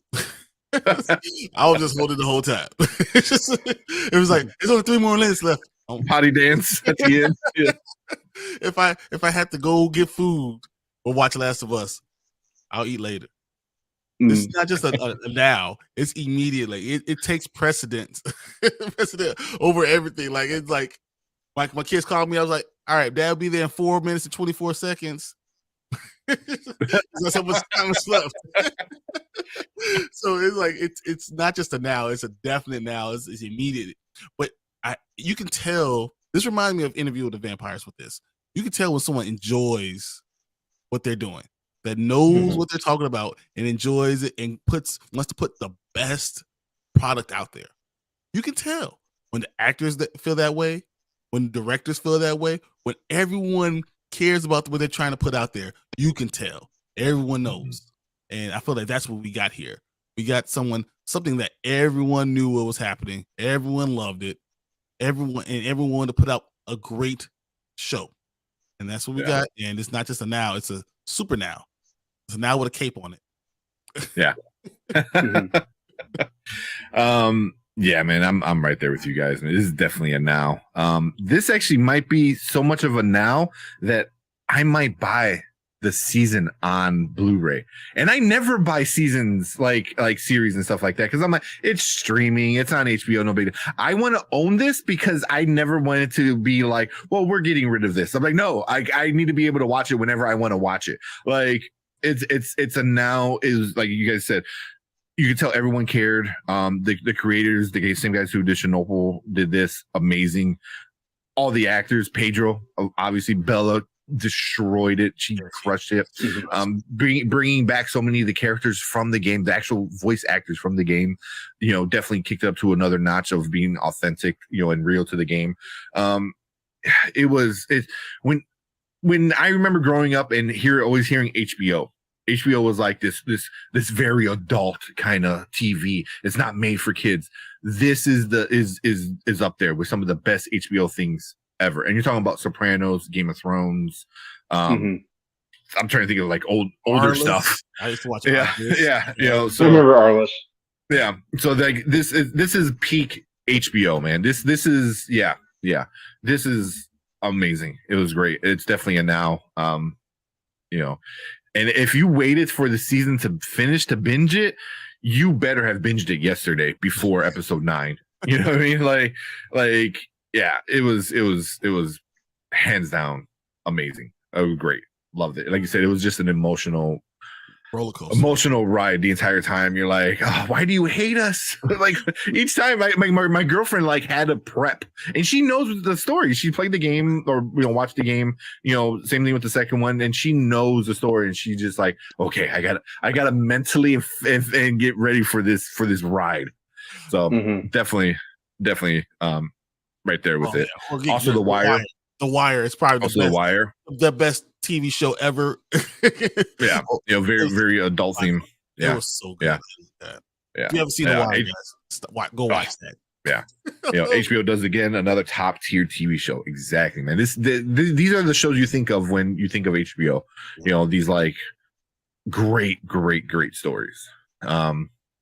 And then, by far the best live action video game adaptation to me. This and Arcane are the best overall video game adaptations. Yeah. No argument with that. Yeah. So let's get to Knox's awesome question. So she had asked, this is her second favorite episode of season 3. Third episode will always be special to me, but this episode was really amazing. What are your episode rankings? And she also said, and I think my least favorite episodes are episode 4 and episode 7. So, but she also said, yeah, evil laugh. You have to rank your babies. Who's your favorite child? Oh man! All right, so what you got, man?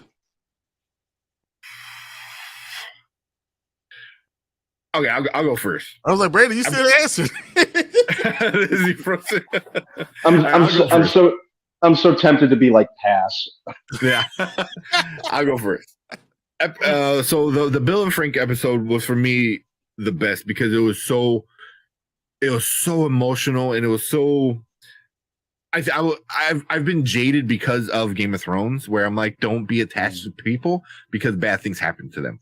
Obviously, they're in they're a zombie apocalyptic world. Bad things were going to happen, but they got to live their life and they got to die almost like normal people. They weren't infected. They weren't bit. They weren't chased by zombies. They weren't gunned down by rioters or other stuff. They died from natural causes, more or less. You know what I mean? Like, yeah, it was suicide, but they were going to die. You know what I mean? Like he was sick, Bill was also, old, and he loved, so they definitely did a whole Romeo and Juliet type of thing, which was great. So that number 3 was my favorite episode by far.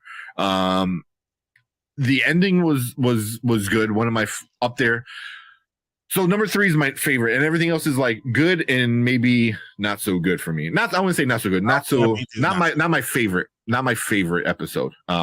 This last one was great because of the action. The first episode and the second episode, the first episode is definitely up there with one of my favorites. Just because how it started and it told a really good story and really got you set up for Joel's full emotional roller coaster for that character. And then you get introduced to Ellie right away. Episode 2 was great. You got Tess, dying. Episode 4 was good because they got to connect. I mean, really the weakest one for me was the Riley one, but also I liked that one too. Like I liked getting it was important, I liked it and stuff like that. But the ending, the last one was probably my top 3 just because that's where it was the cherry on top of everything. Everything was building up to them being this emotionally attached family, and that's the moment that they all clicked. It was like, no, I will kill anybody. It doesn't matter. I will kill anybody if they try to take you away from me. You know what I mean? So it was a little bit of selfishness from Joe's end, but it was also like part of being a parent, because being a parent, you are selfish for the safety of your children. You did it. You caused. You were born. It's your fault. Yeah. So but it was done in a way where it was very understandable. I think any parent would understand. Anybody who like loves somebody to that point understands. So yeah, I mean, Riley was probably my least favorite one. But like I said, I didn't hate it. I didn't hate any of these episodes, but some were more entertaining and emotional than others. But yeah, number 3 was definitely my favorite, and my least favorite I would say would be the Riley one, even though I still liked it a lot. Good. You know, I'm saying like that's a 10, and then the other one's a 9.8. You know what I mean? So they're both great episodes. So yeah, and then Knox said, "Yeah, I'll never forgive Nick Offerman for destroying my emotions so damn much." By the way, Nick Offerman is amazing. He can go from Parks and Rec with one of my favorite characters of all time in a TV show to Bill is now one of my other favorite characters on a TV show of all time. Like, yeah, Nick Offerman's awesome. Real quick, a long time. It's such a beautiful episode. The happiest ending of all the characters. Yeah, easily. So, all right. Anybody wants to go next? Talk about kind of ranking. I'll do my cheat code. All right, so my first, my number 1 ranked one is 3 and 5. My number 1 is 3 and 5. Yeah, you got to put those together. 3 and 5. Wait, what happened in number 5? So Endure and Survive. Oh yeah. Endure and Survive was so fucking good. It was so fucking good. Yep. Oh, I was literally emotional watching 3 and 5, both 3 and 5. So that's why I put those together. And then my second ranking is 1 and 9 because I believe it began with a bang and ended with a bang, and I enjoyed wrapping that around. So 3 and 5, then 1 and 9. Then my middle is probably 6. 6 is probably the one I enjoy next because I loved Tommy. I love seeing Tommy. I love seeing the commute, and I thought it was important in the story to understand that they could have chose right there to stop and happy ending. Happy ending. Just us two. Everything else, nothing else has to happen. We're just going to be here and live our lives. You know, they could have had the happy ending Bill had. You know what I'm saying? So that's where I leave it at. And everything else, I'm just going to rank in the same thing because I like all of them. I thought I liked Riley. I liked. I think one thing I didn't like the most was 8. Not because it wasn't a good episode, but because I hated seeing Ellie go through it. Yeah. You know, but everything else I did like 2. 2 was okay. 2, 8, and 7 are probably right around the same thing for me. Okay. 2, 8, and 7. Yeah. I like 2 because it set up the story at that point. It's like, this is the adventure they're going on. Yeah, but I didn't care. It was like Tess died. I was like, until Tess died, I was like, eh. Yeah. So yeah. But 1 broke me too, because Sarah broke me. Sarah broke me so much that I watched another movie that was a girl on 65, and it broke me again. Like literally broke me twice for 2 different movies. That's why I like doing number 1 too. So yeah. All right, baby. What you got? Gotta do something now. God damn it. I think my favorite episode was probably the first one still. I really liked, it set the tone immediately. Like right out the gate, I thought it was a great setup. I think I'd follow that one probably with episode 6 when Joel and Tommy are reunited again.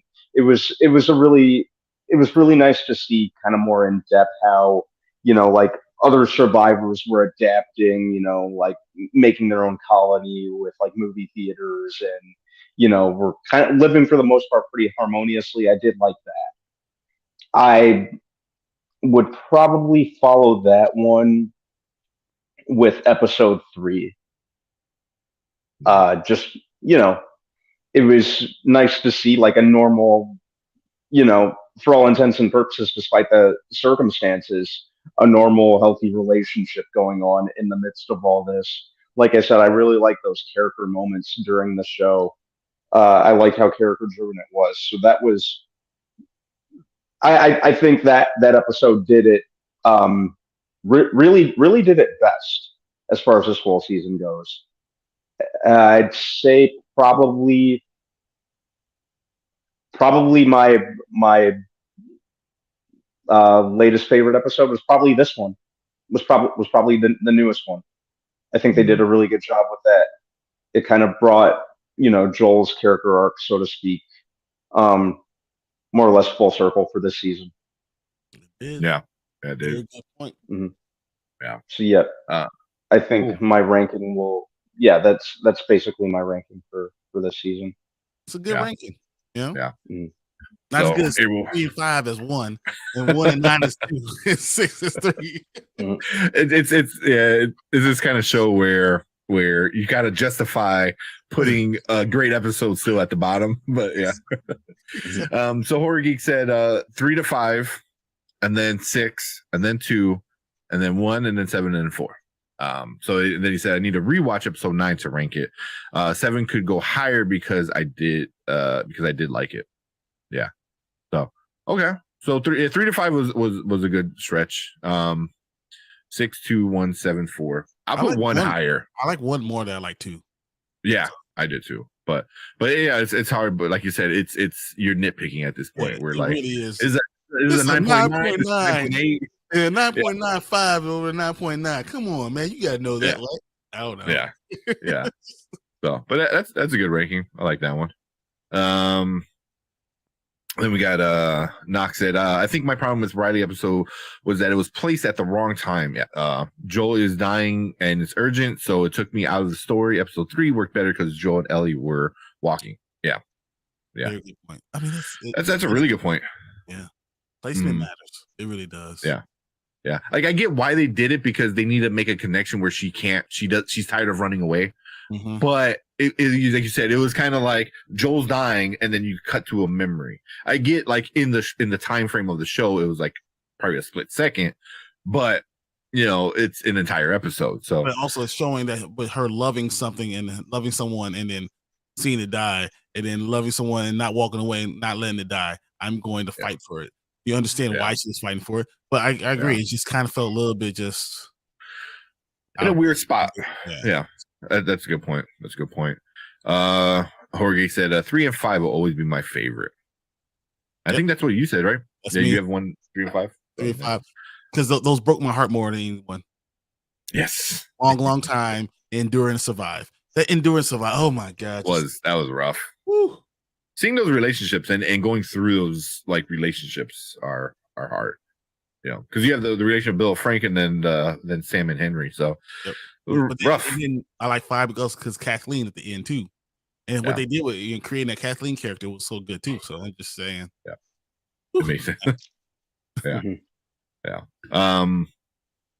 So there it is. That's it. And then we'll end with Brandon Davis. So we all gave it a now. We're like, you need to watch it right now. And he said, I swear I'm going to binge this week. You need to take a vacation day. One day like this week. Tomorrow, Wednesday, take a vacation day. And just stay in your PJs, order a pizza, and then just binge the last all at once. All at once. And yep. Get a box of tissue, and you're gonna need it. You're gonna need. You might need to take a break in between just to give yourself an emotional break.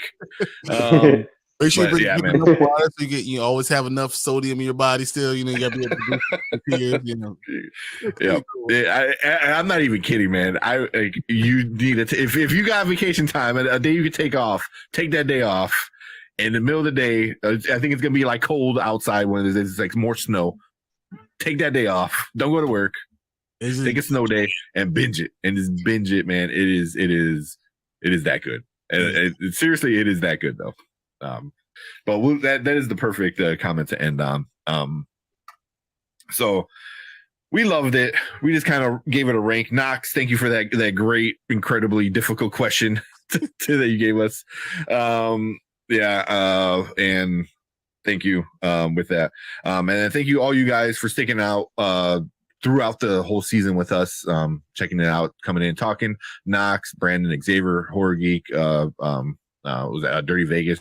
Thank you all guys again. I know we thanked you in the last part, but thanks, appreciate it. Cannot wait for season 2 to come in, and season 2 is going to be epic. I already know it. I cannot wait. But yeah, thank you guys. If you're watching on replay, make sure you hit that like button. It lets YouTube know we're doing a good job and pushes us out to more people. If you're watching on live, stick around. We're going to talk about some other stuff. Either way, hit that subscribe button as well, so you can be live part of the show with us and ask us all these awesome questions like Knox just did. But we are going to move on to some other stuff. Bell too, guys, because we need the notifications when we go live. Because we go live at least twice. Sometimes we do go crazy, go 3 times a week. So at least hit your notification bell. So when when we go live, you could join us. You're a vital part of the show. So thank you. Yes, yes. And if you're watching live, stick around. I might give something away right now. So if you're watching a replay, that might be a reason to come check us out live. So just saying. But thank you guys. We appreciate it. I don't think Brandon and Brian enough for coming and hanging out and doing this. So thank you guys too. So I know you guys like talking about it too, but I gotta give you guys a shout out for joining in. But cool. That is it for The Last of Us. Until next season. Thank you guys, and we will see you guys in the next episode of The Last of Us eventually in 2024. But don't say that. Yeah, it hurts. That's the real reason you cry, because of the show, because you gotta wait. But all right, let's move on. What do I do now? yeah. That's the question. All right, guys, let's move on.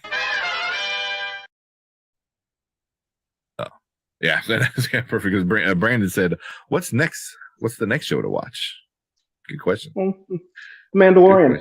Yeah, Mandalorian is it. Mandalorian. Yeah. All right. Oh, I forgot to close the poll out. Man, my YouTube's dragging, but I need to turn off my computer every so often. So while I look at the poll, I'll let you guys decide. So I have Scream 5 to give away. I have Scream 5 because Scream 6 came out, so we're going to talk about that in a second. I have Unbearable Weight of Massive Talent, Pedro Pascal. Oh my God. And I have Everything Everywhere All at Once. We just did the Oscars. I should have gave that away earlier and I didn't think about it till right now. But what do you guys think? Which one should we give away? Or anybody in chat? Yeah, you guys say something. The first person that says something, that's the one we'll get. That's the one we'll do. First person that says something. We'll do that. And then, so the poll, we got 5 votes. We got 80% said loved it, and 20% said not really. So 1 out of 5 said not really, and then 4 out of 5 said they loved it. Yeah. So it was a good episode. But man, I didn't want to say it as part of the review and stuff. But so if you're watching live, season 2 is going to piss off everybody. So many damn people. You want to see it? You want to see riots after episode 1, because I know it's coming episode 1. I know. So if you played the game, you know what happens. Yeah, people are gonna lose their mind. People are gonna riot. They're going to go crazy. No spoilers. I ain't gonna tell you what it is. I think they're gonna hold off to episode 2. I think episode 1 is gonna be. I don't think they could do it.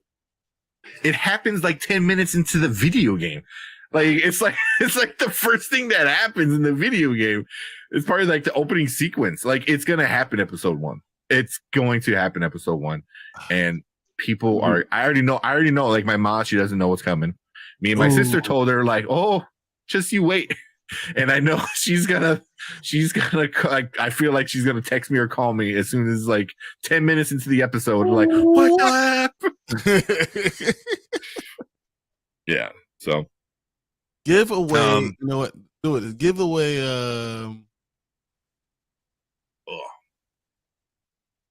Massive Talent. Let's do Massive Talent for Pedro. For Pedro. All right. And also we were up to 19 people. That is the most we ever had in a live stream. We're up to 19 people, which is great. Yeah. I think one person was on there, but it was 18 people on YouTube, which is still the highest we've ever been on YouTube. So that was awesome. All right. So this one is a little bit different. It doesn't Unbearable. Oh, yeah, sorry. Massive Talent does not have a movie anywhere connection. So you have to be on Vudu or go through lionsgate.com. So make sure you have your camera ready, because there is a QR code with this one, but it is not part of Movies Anywhere. So I'm gonna bring it up. Right, 3, 2, 1, and there you go. All right, So there's a QR code. Make sure you scan it. Scan it out. This is the time to do it. Get a page, and you know what? This works too because the meme of them in the car, super high, is super popular right now. It is from this movie where Nicolas Cage looks over and he's all high and you see Pedro just smiling.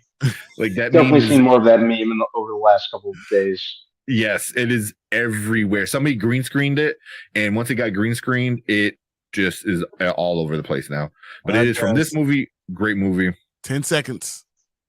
9, 8, 7, 6, 5, 4, 3, 2, 1. Hope you got it, guys. And go. Hope you got it. And What's gone. up, Tony? Tony Robinson. What's up? What's up, Tony? What's going on, Tony? He comes in, is like right when the code's being given away. Like, why is that QR code in my face? Hopefully someone got it. If you did get it, let us know in the comments. Enjoy the movie. The movie's amazing. It really is. So, guys, yeah. If we can get to 20 people on YouTube watching, there's a good chance we give away another movie. Just saying. Just saying. Call your friends. All right. So we did the other stuff. We have 2 movies left. We have 65 and Scream 6. So Brandon, you didn't see Scream, right? You didn't see 65. No, I saw Scream. I didn't see 65. You didn't see 65, and Brian, you didn't see Scream. No. I bought the ticket and everything too, so they got my money. But yeah, it's AMC. You have the AMC thingy. Although we went to that Star Cinema. It was super nice. Super nice. The seats weren't as comfy, and they don't lay all the way back. But in the private VIP area, you are literally in a little section where like no one can see you. Like the people behind you can't see you. The people next to you can't see you because you're in a little section off area. So you have like peak privacy, which is super awesome. You know, because I'm not gonna lie. Like right when the theater went dark before the movie started, I fell asleep. And I think like Erica nudged me as I woke myself up because I like I did that snore, and she's like, "Are you sleepy?" I was like, "No, yeah, no." Are you sleepy? We told him. Yeah, exactly. I've never fell asleep, but luckily, I mean, it was right at the beginning. I didn't miss anything. But yeah, it's like Jesus. So what movie you guys want to do first? You want to do 65 or you want to do Scream? I figure both of these could be fairly short. Do Scream first, and then we do 65. Okay. All right. We could do that. All right, let's do it. All right. So our next topic for the Spoiler Kings live show is Scream 6. We're going to do a movie review for Scream 6. My name is Sting Kramer with Brandman Brandon, Brian the Grizzly. So what you guys think about Scream 6? Right off the bat. Like it? Didn't like it? I loved it. I loved Ghostface Takes Manhattan. You know, yeah. That's what it is. Yeah.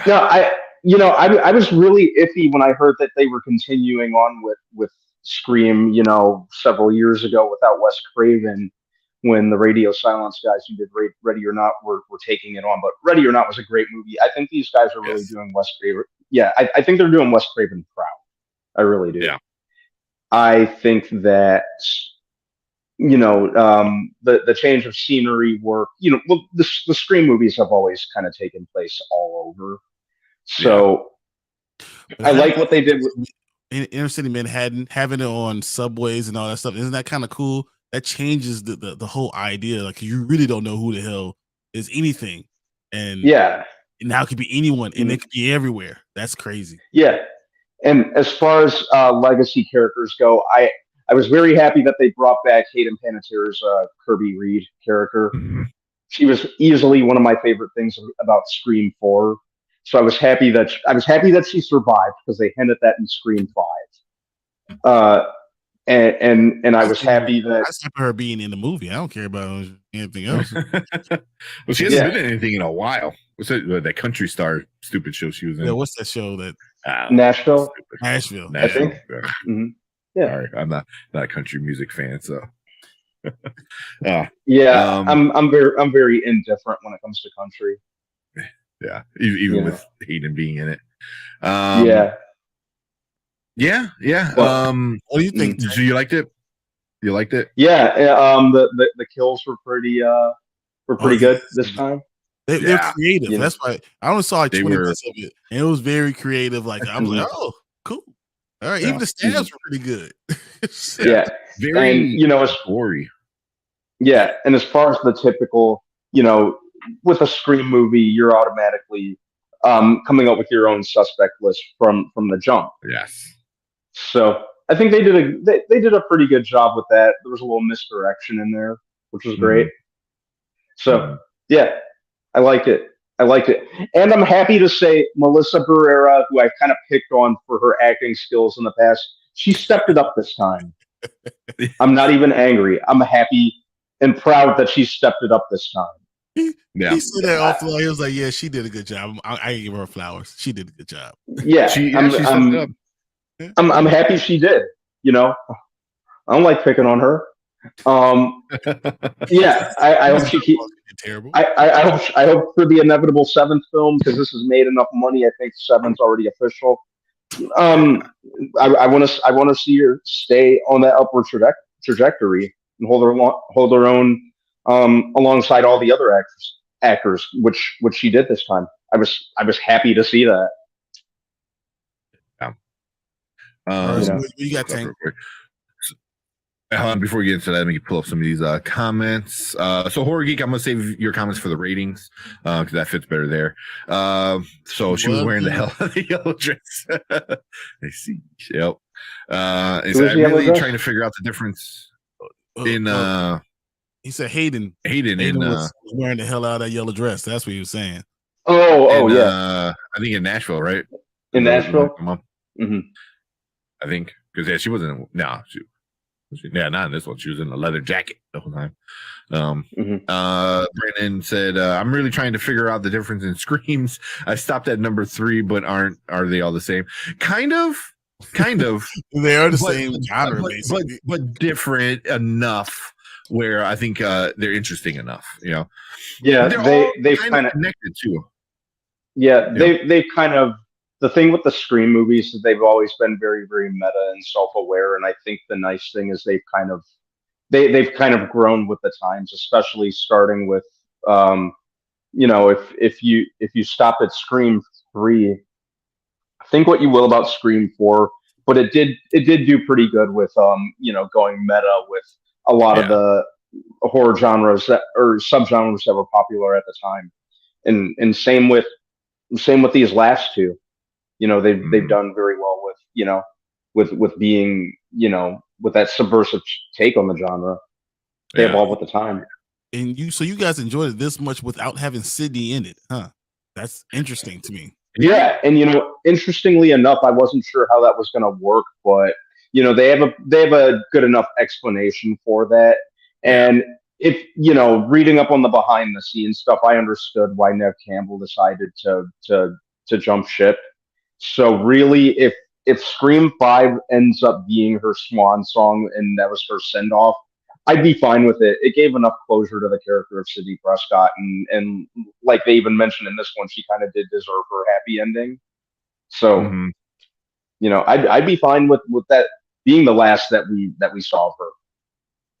I would be too.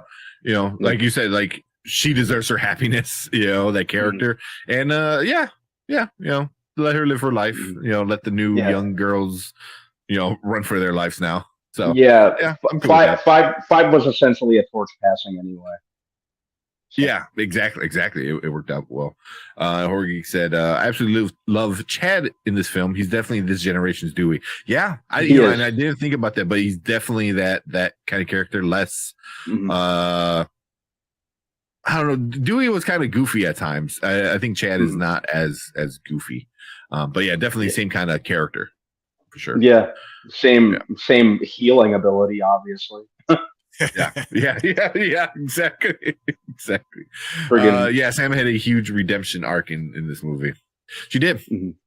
She Melissa Barrera definitely got better. Like Tony said, definitely got better. She was definitely entertaining in this one for sure. Yeah. Yeah. Samara Weaving with the yellow dress. Yeah.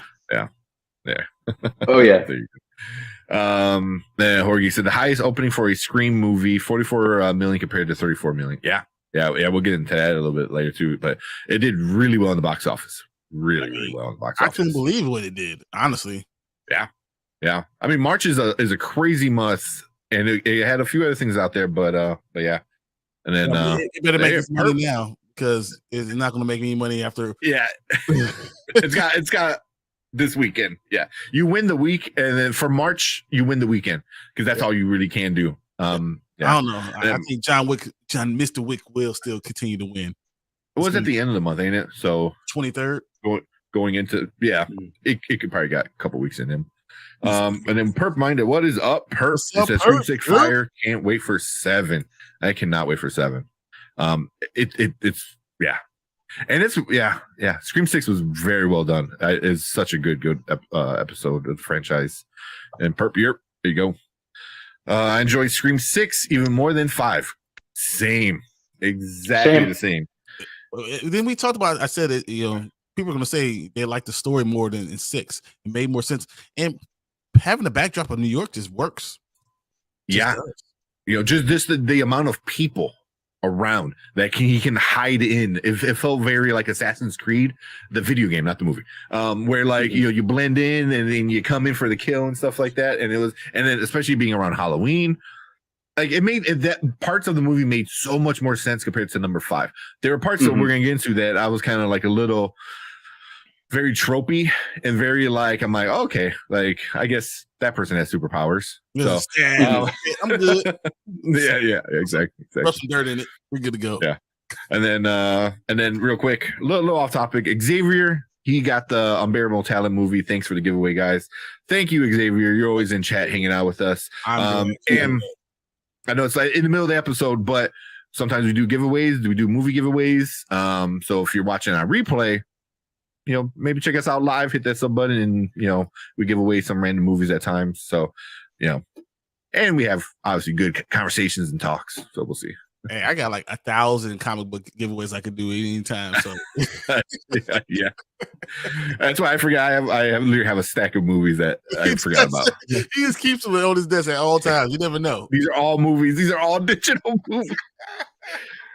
So, and I'd rather give them away than sell them. Well, you're not supposed to sell them. That's illegal. But yeah, we don't do that. We don't do that stuff here. We don't stand for selling those type of movies. That's not what happens in the Spoiler Kings. Yeah. Even despite all the dumb character tropes and magic stamp healings. Yes. Yeah, there's a lot. So a lot of fun things, a lot of great things. Brian, I know you didn't get to finish watching the movie. So I know you're kind of limited with what you say. You saw the best part. I think the best part, this was definitely one of the better openings for a Scream movie in a while. Got a double whammy from the beginning, from the first one. It's the best one since the beginning, since the first one. Yeah, I think so. I would say so. Well, it is. But you also got a double whammy in it. It kind of like, oh, we're gonna go this way, and then wham, no, we're not. So very, very well done. Very well done. So I know we talked about some of the good things we liked about it, and a lot of chat as well. Brandon, what didn't you like about it? Any bad things? The scariest thing in this movie was the DH Skeet Ulrich. Yeah. No, I don't think they need to keep doing that at this point. It's getting a little. Well, the CG is like very, very dodgy first and foremost. Yeah. I don't think they need to keep doing it, and I think another tedious thing is. So Ghostface is probably like the clumsiest slasher. Yeah. And he's the one that gets let's face it, he gets overpowered quite a lot. This is for superhero, like you're not superhero, you're not super villain, you're just a dude. It's just like me. I go like this. Mm-hmm. So for characters that are so self-aware and with a franchise that's so Sure do. self-aware and meta, whenever someone has Ghostface down, none of these people follow the double tap rule. Yeah. Ever. Watch Zombie. Yeah, they knock him down and then they keep running or they stall or bide their time. Just finish this dude off. No one watches make sure. Zombieland. No one watch Zombieland. Come on, man. Yeah, make sure he stays down. Yeah. But of course, then there'd be no movie. But some of these characters kind of take way too much damage and just shrug it off. Like I know I was joking about Chad earlier.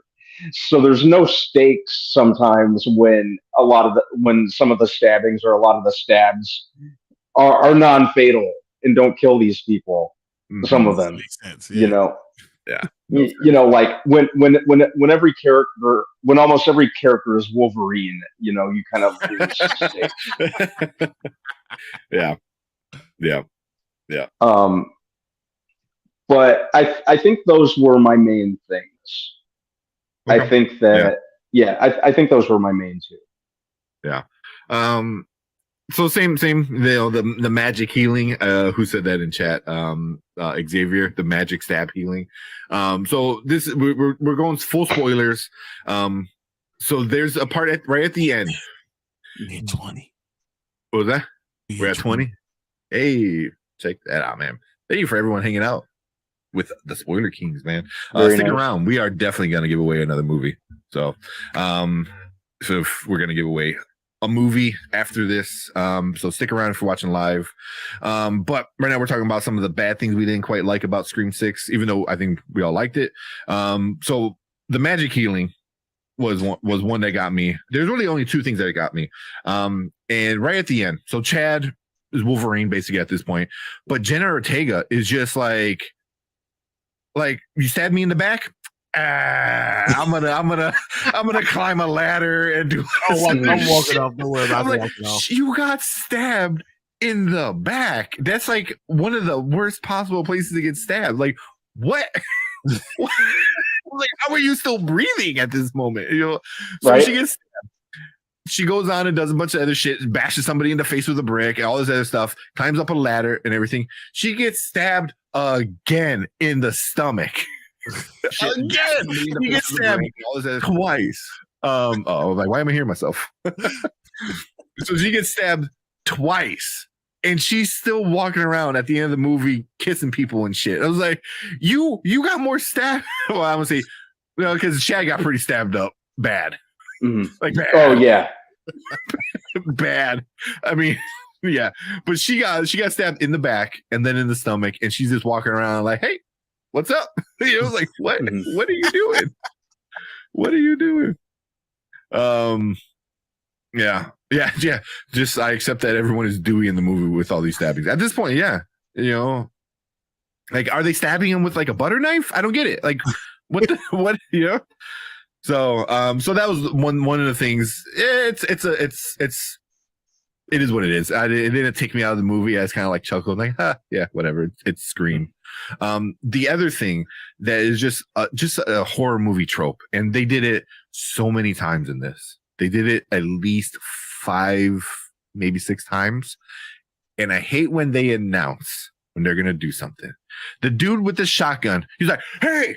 Like, and then wait for him to turn around, and like I was like making fun of it with my girlfriend. I'm like, you're about to shoot somebody, and you're like, "Hey," and he turns around, he's like, and then runs away. He's like, "Can't get me." I was like, "What the? Why are you announcing?" He's like, "She's about to like stab somebody." He goes, "Hey, you!" And then like, what? Why would you let them get ready? And then that was fine. And then they don't do it when they actually do the stabbing that is like a fatal, But I always find that like funny because like it reminds me of my dog. My dog's doing something bad. I'm like, "Hey," he like looks and then like runs away. It's like that's what the Scream guys do. They like you yell at them and like, "Huh? I can't get me." It's like, what the fuck? And like he dodged a buckshot from a shotgun that was like maybe 10 feet away, maybe 10 feet max. I was like, you just dodged it. Like, what? Hey, so you just rolled behind a bag of chips. But a lot of the stuff in the trailer wasn't the trailer showed a lot of the ending, which was kind of crazy. You know, it did. It was really, really crazy. You know, I'm used to them showing the beginning and stuff. Like all the trailer was from the second half and on, and on.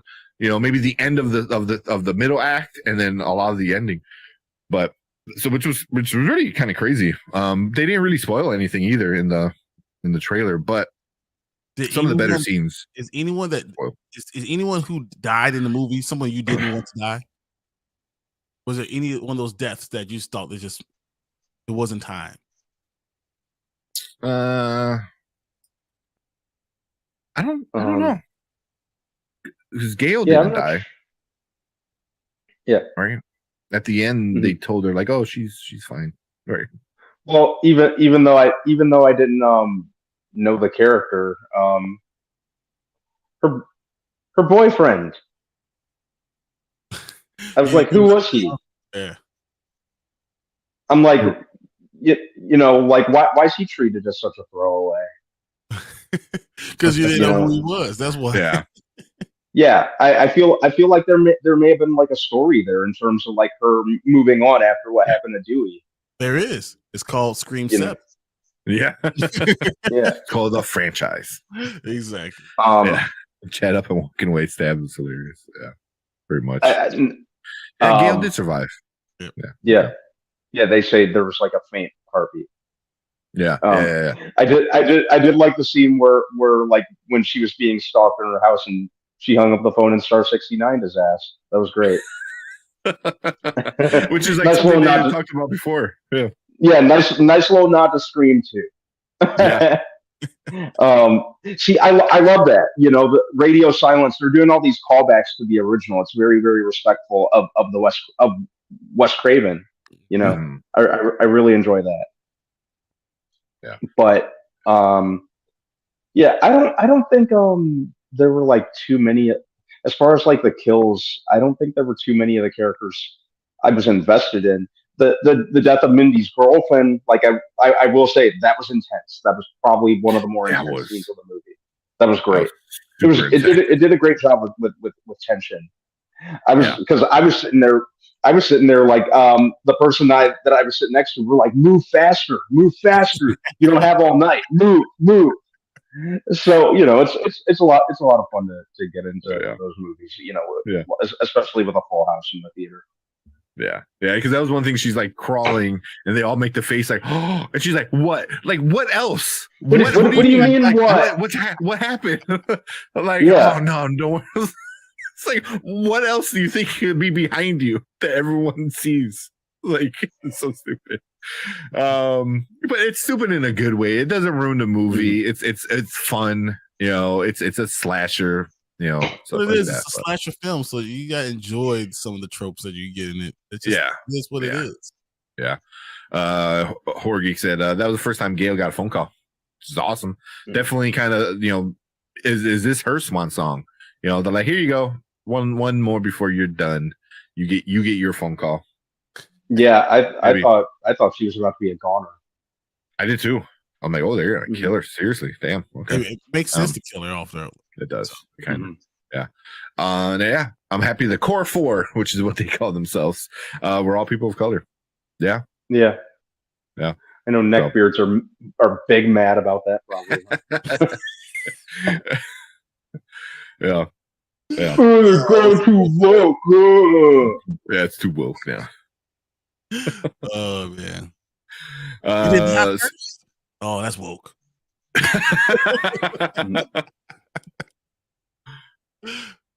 Let's see. So Horgy said the most unique opening in the whole franchise. Very unique, very different. Great. It was so well done. And I think being in a city changed the vibe rather than being out in the fields. Being in the city changed the vibe. Dark alley, very tropey, very but not in a Scream trope, like just in a generic kind of murderer trope kind of thing, you know what I mean? So I thought that was super good. I always wondered, and like, that was no one here. I see it's New York, but it's so loud that you don't even notice when you're going down the alley. Like if you down in downtown Chicago, you don't even notice something's in the alley because you that's the thing you do is looking down the alley. You don't want to see anything. Yeah. Mhm. Yeah, and once again, it kind of respected something that the franchise has always done since the very beginning, taking like a well-known actor or actress, or like a, I'd say Samara Weaving has enough street cred at this point, to Yeah. to be well-known enough, and to off them in the first few minutes, Yeah. Drew Barrymore, Jada Pinkett Omar Epps, Liev Schreiber, Yeah. Anna Paquin, Oh my god, um, I forgot about her. yeah, Anna Paquin. yeah. So yeah, I like how I like how they did that, and then the reveal. I'm like, whoa, wait a second, and Yeah. Yeah. mhm. Yeah. Yeah, Yeah. It was very well done. mhm. Yeah. Like I said, a good Scream movie always has a very good opening scene.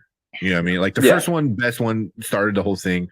The other ones were good. You could tell how good, but this one was so different and so cool. It definitely changed up the vibes in a good way and was very interesting. Because like the dude just goes and sees Jenna Ortega's character. I forgot what her name is. Tara, I think. Tara. Yeah. Just like, hey, what's up? We're gonna hang out. I'm like, you just fucking killed somebody. Like, what? And then you're like, oh my god, that's Ghostface, and he's talking to one of the main characters. Like that's crazy. And then you find out everything else out after that. I was like, oh wow. So yeah, definitely very very awesome. Awesome intro. And Kirby acting was mixed bag, but she was just got back into acting and had personal life issues, which I didn't know that. I didn't know that's why she was gone. Interesting. Either. So she was always a fun actress. Yeah, like I've always liked Save the World. Was it Save the Cheerleader, Save the World? Yeah, That's Heroes. Yeah, that's yeah. So I'm always gonna remember her. The ladder scene and subway scene are some of the best moments in the franchise. Yeah. Yeah, the subway was awesome. Yeah, it's again, it's really nice than rather than just reviving the franchise just to cash in on it. Like they have people who understand it, understood. on a fun. Yeah, when you talk about a movie that's a slasher film, you want to get out all those things that you have problems with slasher films about, and make that not be the problem in this one. Make it a new problem, and avoid those, being in the field, falling down, or knowing who see the killer and see him walking right towards you, not knowing where he's coming from. That is a great idea. It was smart. They understood the assignment to give you something new. In the it's been 6 movies through, so to get us to 7 now, 7's going to come out. It's going to happen. Yeah, I'm wondering how quick the turnaround for 7's going to be, because it was only a year between 5 and this one, and I'm sitting here asking myself, if it's going to be just another year, another year, which I'd be fine with. I was kind of skeptical about Scream 6 just because of the short turnaround. I thought they were just going to kind of crank it out because Scream 5 made them so much money back. I'm like, or is this going to be good quality, or they just kind of crapping this out sideways? It comes out, I'm like, they had this written already, and they knew where it was going. Yeah. Exactly. Also, there's not a lot of CGI, so you can get away with practical effects, which is what they use, and very very little CGI, where you can crank out a good movie pretty quick when you don't have to spend a year, making somebody's face blue and giving them a tail and shit. It's like, yeah. Speaking of blue people with tails, I didn't realize this until the end credits that the nerdy kid, I think his name was Ethan, was Spider from Avatar 2. Avatar. Yeah. What? I did not know that. That is insane, Jose.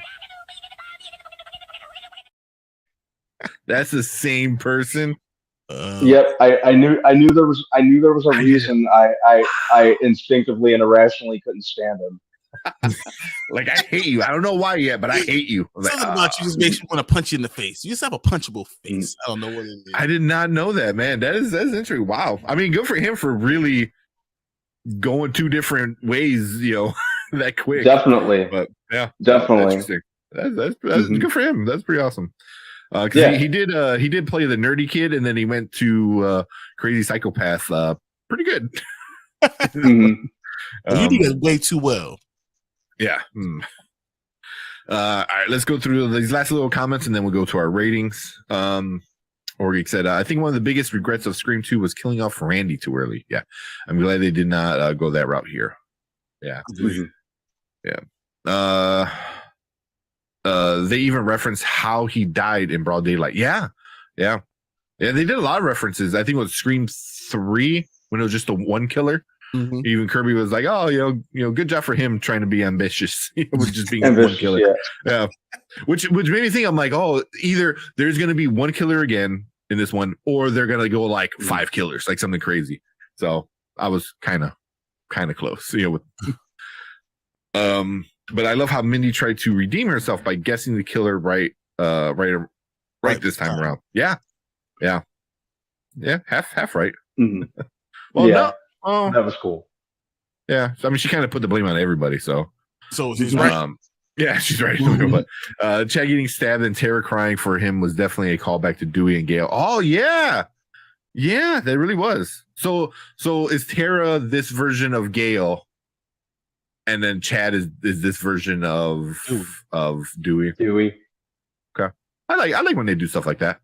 Like they kind of like, oh, here's the updated version of this character, With the other one still there, that's kind of crazy. Still there. Well, it's Gale. Yeah. Scream 1 and 2 also took 1 year. Did they? Yeah. Wow. They did. Yep. Yeah. December 96, December 97. Yeah. Wow. Yeah. Horror films are just easier to produce. Like I said, practical effects, which look better on screen. And then shooting in certain places tend to make it easier. You change locations. You have your scene and you film the scene. You get everything done and the actors are ready to go and keep it going. Yeah. So pretty good. So here, this one last one, and then we'll get into our ratings when it pops up. So he said, Chad is the only jock to survive in the movies. That's interesting. One for the jocks. Come on, guys. Yeah. Jock and black, so double whammy. We did it, guys. We did it. Yeah. Into the mountaintop. I was gonna say Pika like level. Yeah. All right. So with that being said, let's finish this one off with our ratings. Now, later, never. We do things a little simple, nice and easy. Now means go check it out right now. Later, wait till it comes out on streaming. Never means just skip it. It is not worth watching. Brandon, what you giving this one, man? Well, this is pretty easy for me. I'd say this is a now. This was a fun ride. I had a great time watching. Go see it again. I'm surprised you're not going. I'm surprised you're not going to go see it again. I might. I've given it some thought. Yeah. I had a lot of fun watching this, really kind of, especially it's one of those ones that's even more fun with a group of people. I had a lot of fun watching this in the theater with a big audience. Everyone was getting into it. I've always loved the Scream movies as well. Even like some of the lesser ones, like Scream 3 and 4, I've had fun with it in some capacity.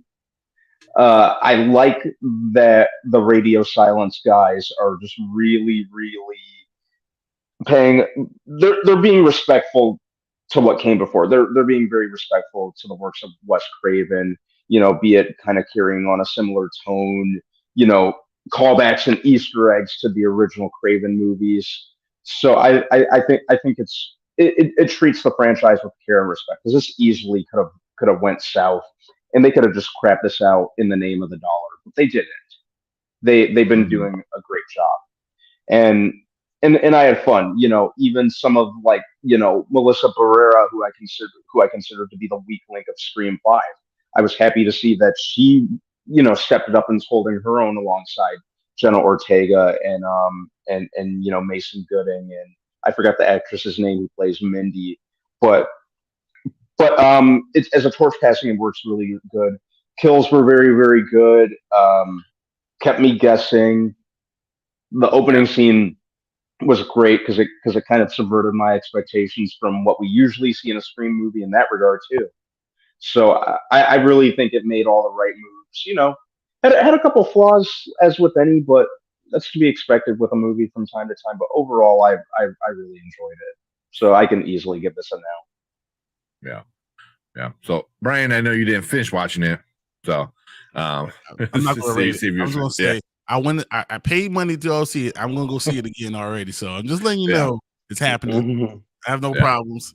So yeah, it is what it is. Which kind of goes with what I'm going to say is now, because if you should really see this one. It's really fun. I didn't think I was going to like it as much because of Scream 5. I thought Scream 5 was very mid, it had a lot of like stupid issues where it bothered me too much. This one had issues that I was okay with because it was more of just a slasher trope or a horror trope, so I didn't care for it. Where the other one had like obvious issues where I'm like, that doesn't make any sense. Granted, things don't make sense in this movie, but they make sense in the genre, which I'm okay with that.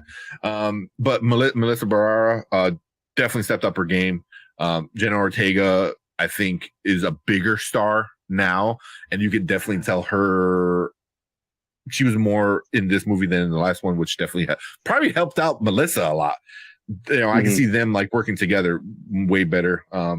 They were a fun duo to watch. They want to do something else, I'm cool with that. Like there's no more time. Jenna Ortega doesn't have any more time. Yeah, Jenny, yeah, that's it. She's booked for the next 2 years. But fun, yeah. The intro was great, one of the best. And it's super fun all the way around. It was a good slasher, very gory. I think one of the goriest Scream movies I can remember. Like there's part where you see some intestines coming out, where I'm like, oh damn, okay, like. So yeah, it was fun. It was fun, especially if you like horror, if you like gore, if you like Scream. This is definitely up your alley. This is definitely right up there. So and then the fact that they reference the crazy stew is a live theory from fans. Yeah, that was kind of interesting. I know we'll bring up that more. There was a few things that Horror Geek said. The Horror Geek said also had a great word of mouth, B+, so he's given a good rating. Was that Post-Rex had it at Post-Rex had it at 87, positive 74, definite recommend compared to Scream 5, which is 78, 59 recommended. That was way better than Scream 5. So, and before we finish that, I think he also had, I thought you had the numbering. I could be wrong. Sorry. Probably missed it, but cool. So on Rotten Tomatoes, 76% on Rotten Tomatoes from the audience, or from the critics, I'm sorry, which is not bad. 233 reviews. So not the highest critic review one, but good enough. 76, I think, for a horror. Usually critics don't like horror films. And then 92% audience. Because you know what you're getting. Yeah, you know what you're getting, and you got really good. It was really well done for a Scream film. So I think the audience I tend to like a little bit more if it's not being review bombed, if it's like an actual rating, which I think this one is, and 92 is good. And I'm right up there with it too. I think definitely in the 90s, somewhere up there. Well done. Is it the best Scream, highest ranked Scream, or Scream 1 still highest? Good question. I know it is. It made the box office wise, it made the most. It's a franchise record for global. It made 67 million globally, which blows all the rest other. Scream 1, the critics gave it an 80.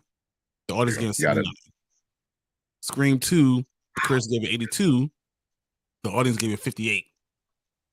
Scream 3, critics gave it 41. The audience gave it 38. Scream 4, critics gave it 60. Audience gave it 56. Scream 5. Is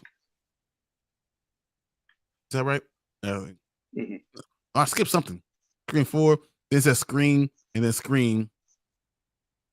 76 for Scream 5, 81 for audience, and this one's 76 for critics and 92 for audience. So it's the highest audience score.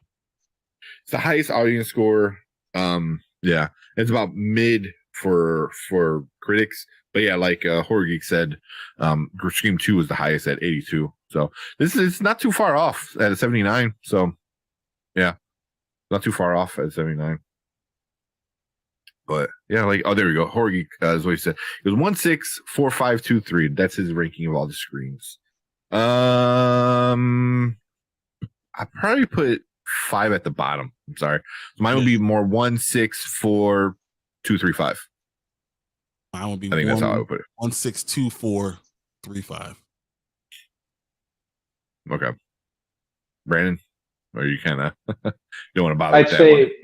no. I can go for it. I'd say 1, 6, 5, 2, 4, 3, probably. Yeah. Okay. Mhm. Yeah, 5 just didn't do it for me, man. I just really did not like 5. I It was enjoyed just 5. It was I like just too. 2. I don't know. I like 2 more than I like Mhm. 5. That's all I'm saying. Yeah. But cool, man. I think that's about it for this one. This one a little bit longer, but it's all good. Cool, man. Anything else, guys, before we move on? Nope. For me, Yeah, I think ready to get out of here? that's pretty much it. All right. Cool. So thank you guys for hanging out with us in chat. Ford deserves respect for having the best killer, in my opinion. Yeah. Yeah, Jill was pretty awesome. Yeah, it was cool. Couldn't stand Jill's ass. Jim was so fun. Yeah. Probably my most satisfying Ghostface death. Yeah. Especially her getting zapped with a defibrillator and then like falling in a heap like Peter Griffin was just great. I think I cheered in the theater. I'm pretty sure I did. Yeah, you jumped up. Mhm. Yeah. Yeah. But yeah, thank you guys. Thank you for hanging out, all that good stuff. Appreciate all you guys in chat, hanging out in chat, all that fun stuff in chat going on over there. Brandon, sorry I missed a couple of your messages. Came out 2011, Scream 520. Yeah. The people thought the Scream was done. 4 was done. 11 That was years. it. Crazy. Yeah. Mhm. Yeah. But it's coming back. The prequels. But cool. If you're watching live, stick around. We'll probably finish things up. If you're watching on replay, hit that like button, hit that subscribe button, join us live. We give away stuff. We have good conversations. You can be part of the show like Brandon was, and Horror Geek and Xavier and everyone else, Perp and all that. Appreciate that. But hit that like button, lets YouTube know we're doing a good job, and it pushes out to more people. So it helps us out a lot over here. But thank you guys. Thank you for watching us live. Cool. Yeah, I think I'm about done, man. But yeah, let's call it. We are out. Thank you guys for everything. We will see you guys in a little bit. So Thursday, 65. We'll do that. Because right now I'm done. Yeah, exactly. All right. Let's finish this up, but we'll see you guys in the next one. Yep. Yeah. It was going on too long. I think 11:30 is our sweet spot. Yeah. Because I'm looking at the graph. Yeah. We need to start finishing up. Well, that's what it is. We spent. For me, I think we spent way too much time on the Oscars. Oh. Yeah. Really? That's when we got all the people coming in. True. We did get a lot of people from the Oscars. That's when we got 19, 20, 21. So I was like, yeah. Last of Us was good. But yeah, Oscars, we had a lot of people in here, man. We really appreciate everyone hanging out with us. Super awesome. But yeah, I think we'll save 65 for another day because it was okay, but that's fine. And let's talk about it on Thursday. Yeah, give Brandon a chance to maybe check it out too. Yeah, I'm gonna try to check it out this week. Yeah, it was fun. So it's like whatever. Yeah, it's really an hour and a half. It really is 90 minutes. Yeah, it was perfect time, perfect paced film. I thought for sure. But yeah, we'll probably get out of here. Great discussion, fellas. Has been about to go to bed too. Thanks, Xavier. Thanks, Xavier. Evil Dead and Scream are the most consistent horror franchises. Yeah. Evil. They just keep making them. Yep. Yeah, Evil Dead Rise is soon. Evil Dead tonight. Yeah, Evil dies tonight. Yeah, how Jamie Lee Curtis is gonna? Oh no, she's done, right? Because the franchise is quote unquote done for now. Yep. Yeah. So they decided to bring it back. So, but yeah, sorry, Brandon. I saw your message. It was getting like mixed in with everything else. The on Paramount, Everything Everywhere is also there. Is there? I thought it was HBO. Okay. Okay. Yeah. Yeah. Yeah, I think they all on HBO 4 or 5 tomorrow. I know Brandon like 5. I know, yeah, Brandon like 5. I didn't really care for 5. I didn't hate like it, 5. but it was. It wasn't for me. Yeah, I enjoyed 5. It was fun. Yeah, it was fun seeing the torch being passed down. I thought that was the best part. Mm-hmm. It convinced me that the franchise moving forward was in good hands. You could tell that they were fans of the originals, which I really appreciated. Yeah. Mm-hmm. Yeah. But all right, guys, I think I'm out. I was getting a little brain farty at the end there. Yeah, I'm already done. Yeah. I am super tired. Yep, I'm gonna get in bed and right after that. I will go to sleep. You won't. No, I'll probably edit what I do. But yeah. Yeah, everyone's starting to leave, which is cool. It's midnight, it's getting late, but appreciate it. We'll definitely start giving away some more movies again. You know, I forgot my pile was here. It was under a bunch of other crap. So start giving away some more movies for sure. So make sure you come and join us live, tell your friends, tell everyone, stuff like that. So yeah, Halloween is a horrible way to end the franchise. They're not that franchise. You want to carry him to the wood chipper and just throw him in there? Actually, it's not. You don't think that's a good way to do it? Yeah. Yeah. Oh. Yep. Yeah, and then one thing I real quick was her name is Sam Carpenter. I'm like, oh, okay. Like that's like a shout out to like John Carpenter, you know, like another horror franchise kind of shout out, which is cool. Yeah.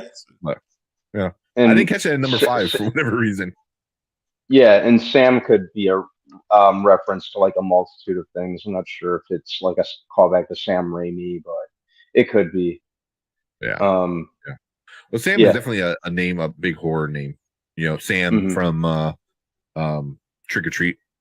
Yeah. One of my favorite things. I'm like, oh, that's definitely Lucas's Halloween costume one year. Like, that's happening. I'm like, 100%. You are going to be Sam running around with a little knife. So, or not knife, lollipop with a bit off. Yeah. Oh boy. So, Dad, why you make me do this? Shut up. Oh no, nah. If anything, I think it's gonna upset Erica because he's gonna like a lot of things. I think a lot of things I like. So, which would be like horror, like sports, car stuff. So it's like, oh, sorry, Erica. That's what boys do. Follow their dads. Yep. So, oh man, but cool, man. Appreciate you guys hanging out. But let's get out of here. And then Thursday we'll do a quick 65 if Brandon checks it out by then. And try to make because we are. What else we got? And then we're gonna need Bel Air, and we're doing Mando first. Oh, we're doing Mando first. We're doing Mando first. We learned that lesson. Mando's first. Yeah. All right, Dirty Vegas tonight. Yeah, appreciate you hanging out. Thank you. Thanks for joining Vegas. Yeah, but yeah, let's get out of here, man. We're just kind of chit chatting, killing time. But I am sleepy. All right, guys. Thank you all for hanging out. Appreciate all you guys hanging out as always every week, hanging out with us twice a week. Thank you guys. But that is it. We will see you guys on Thursday. Talk about some more nerdy movie, TV stuff. But all right, later. See ya. All right.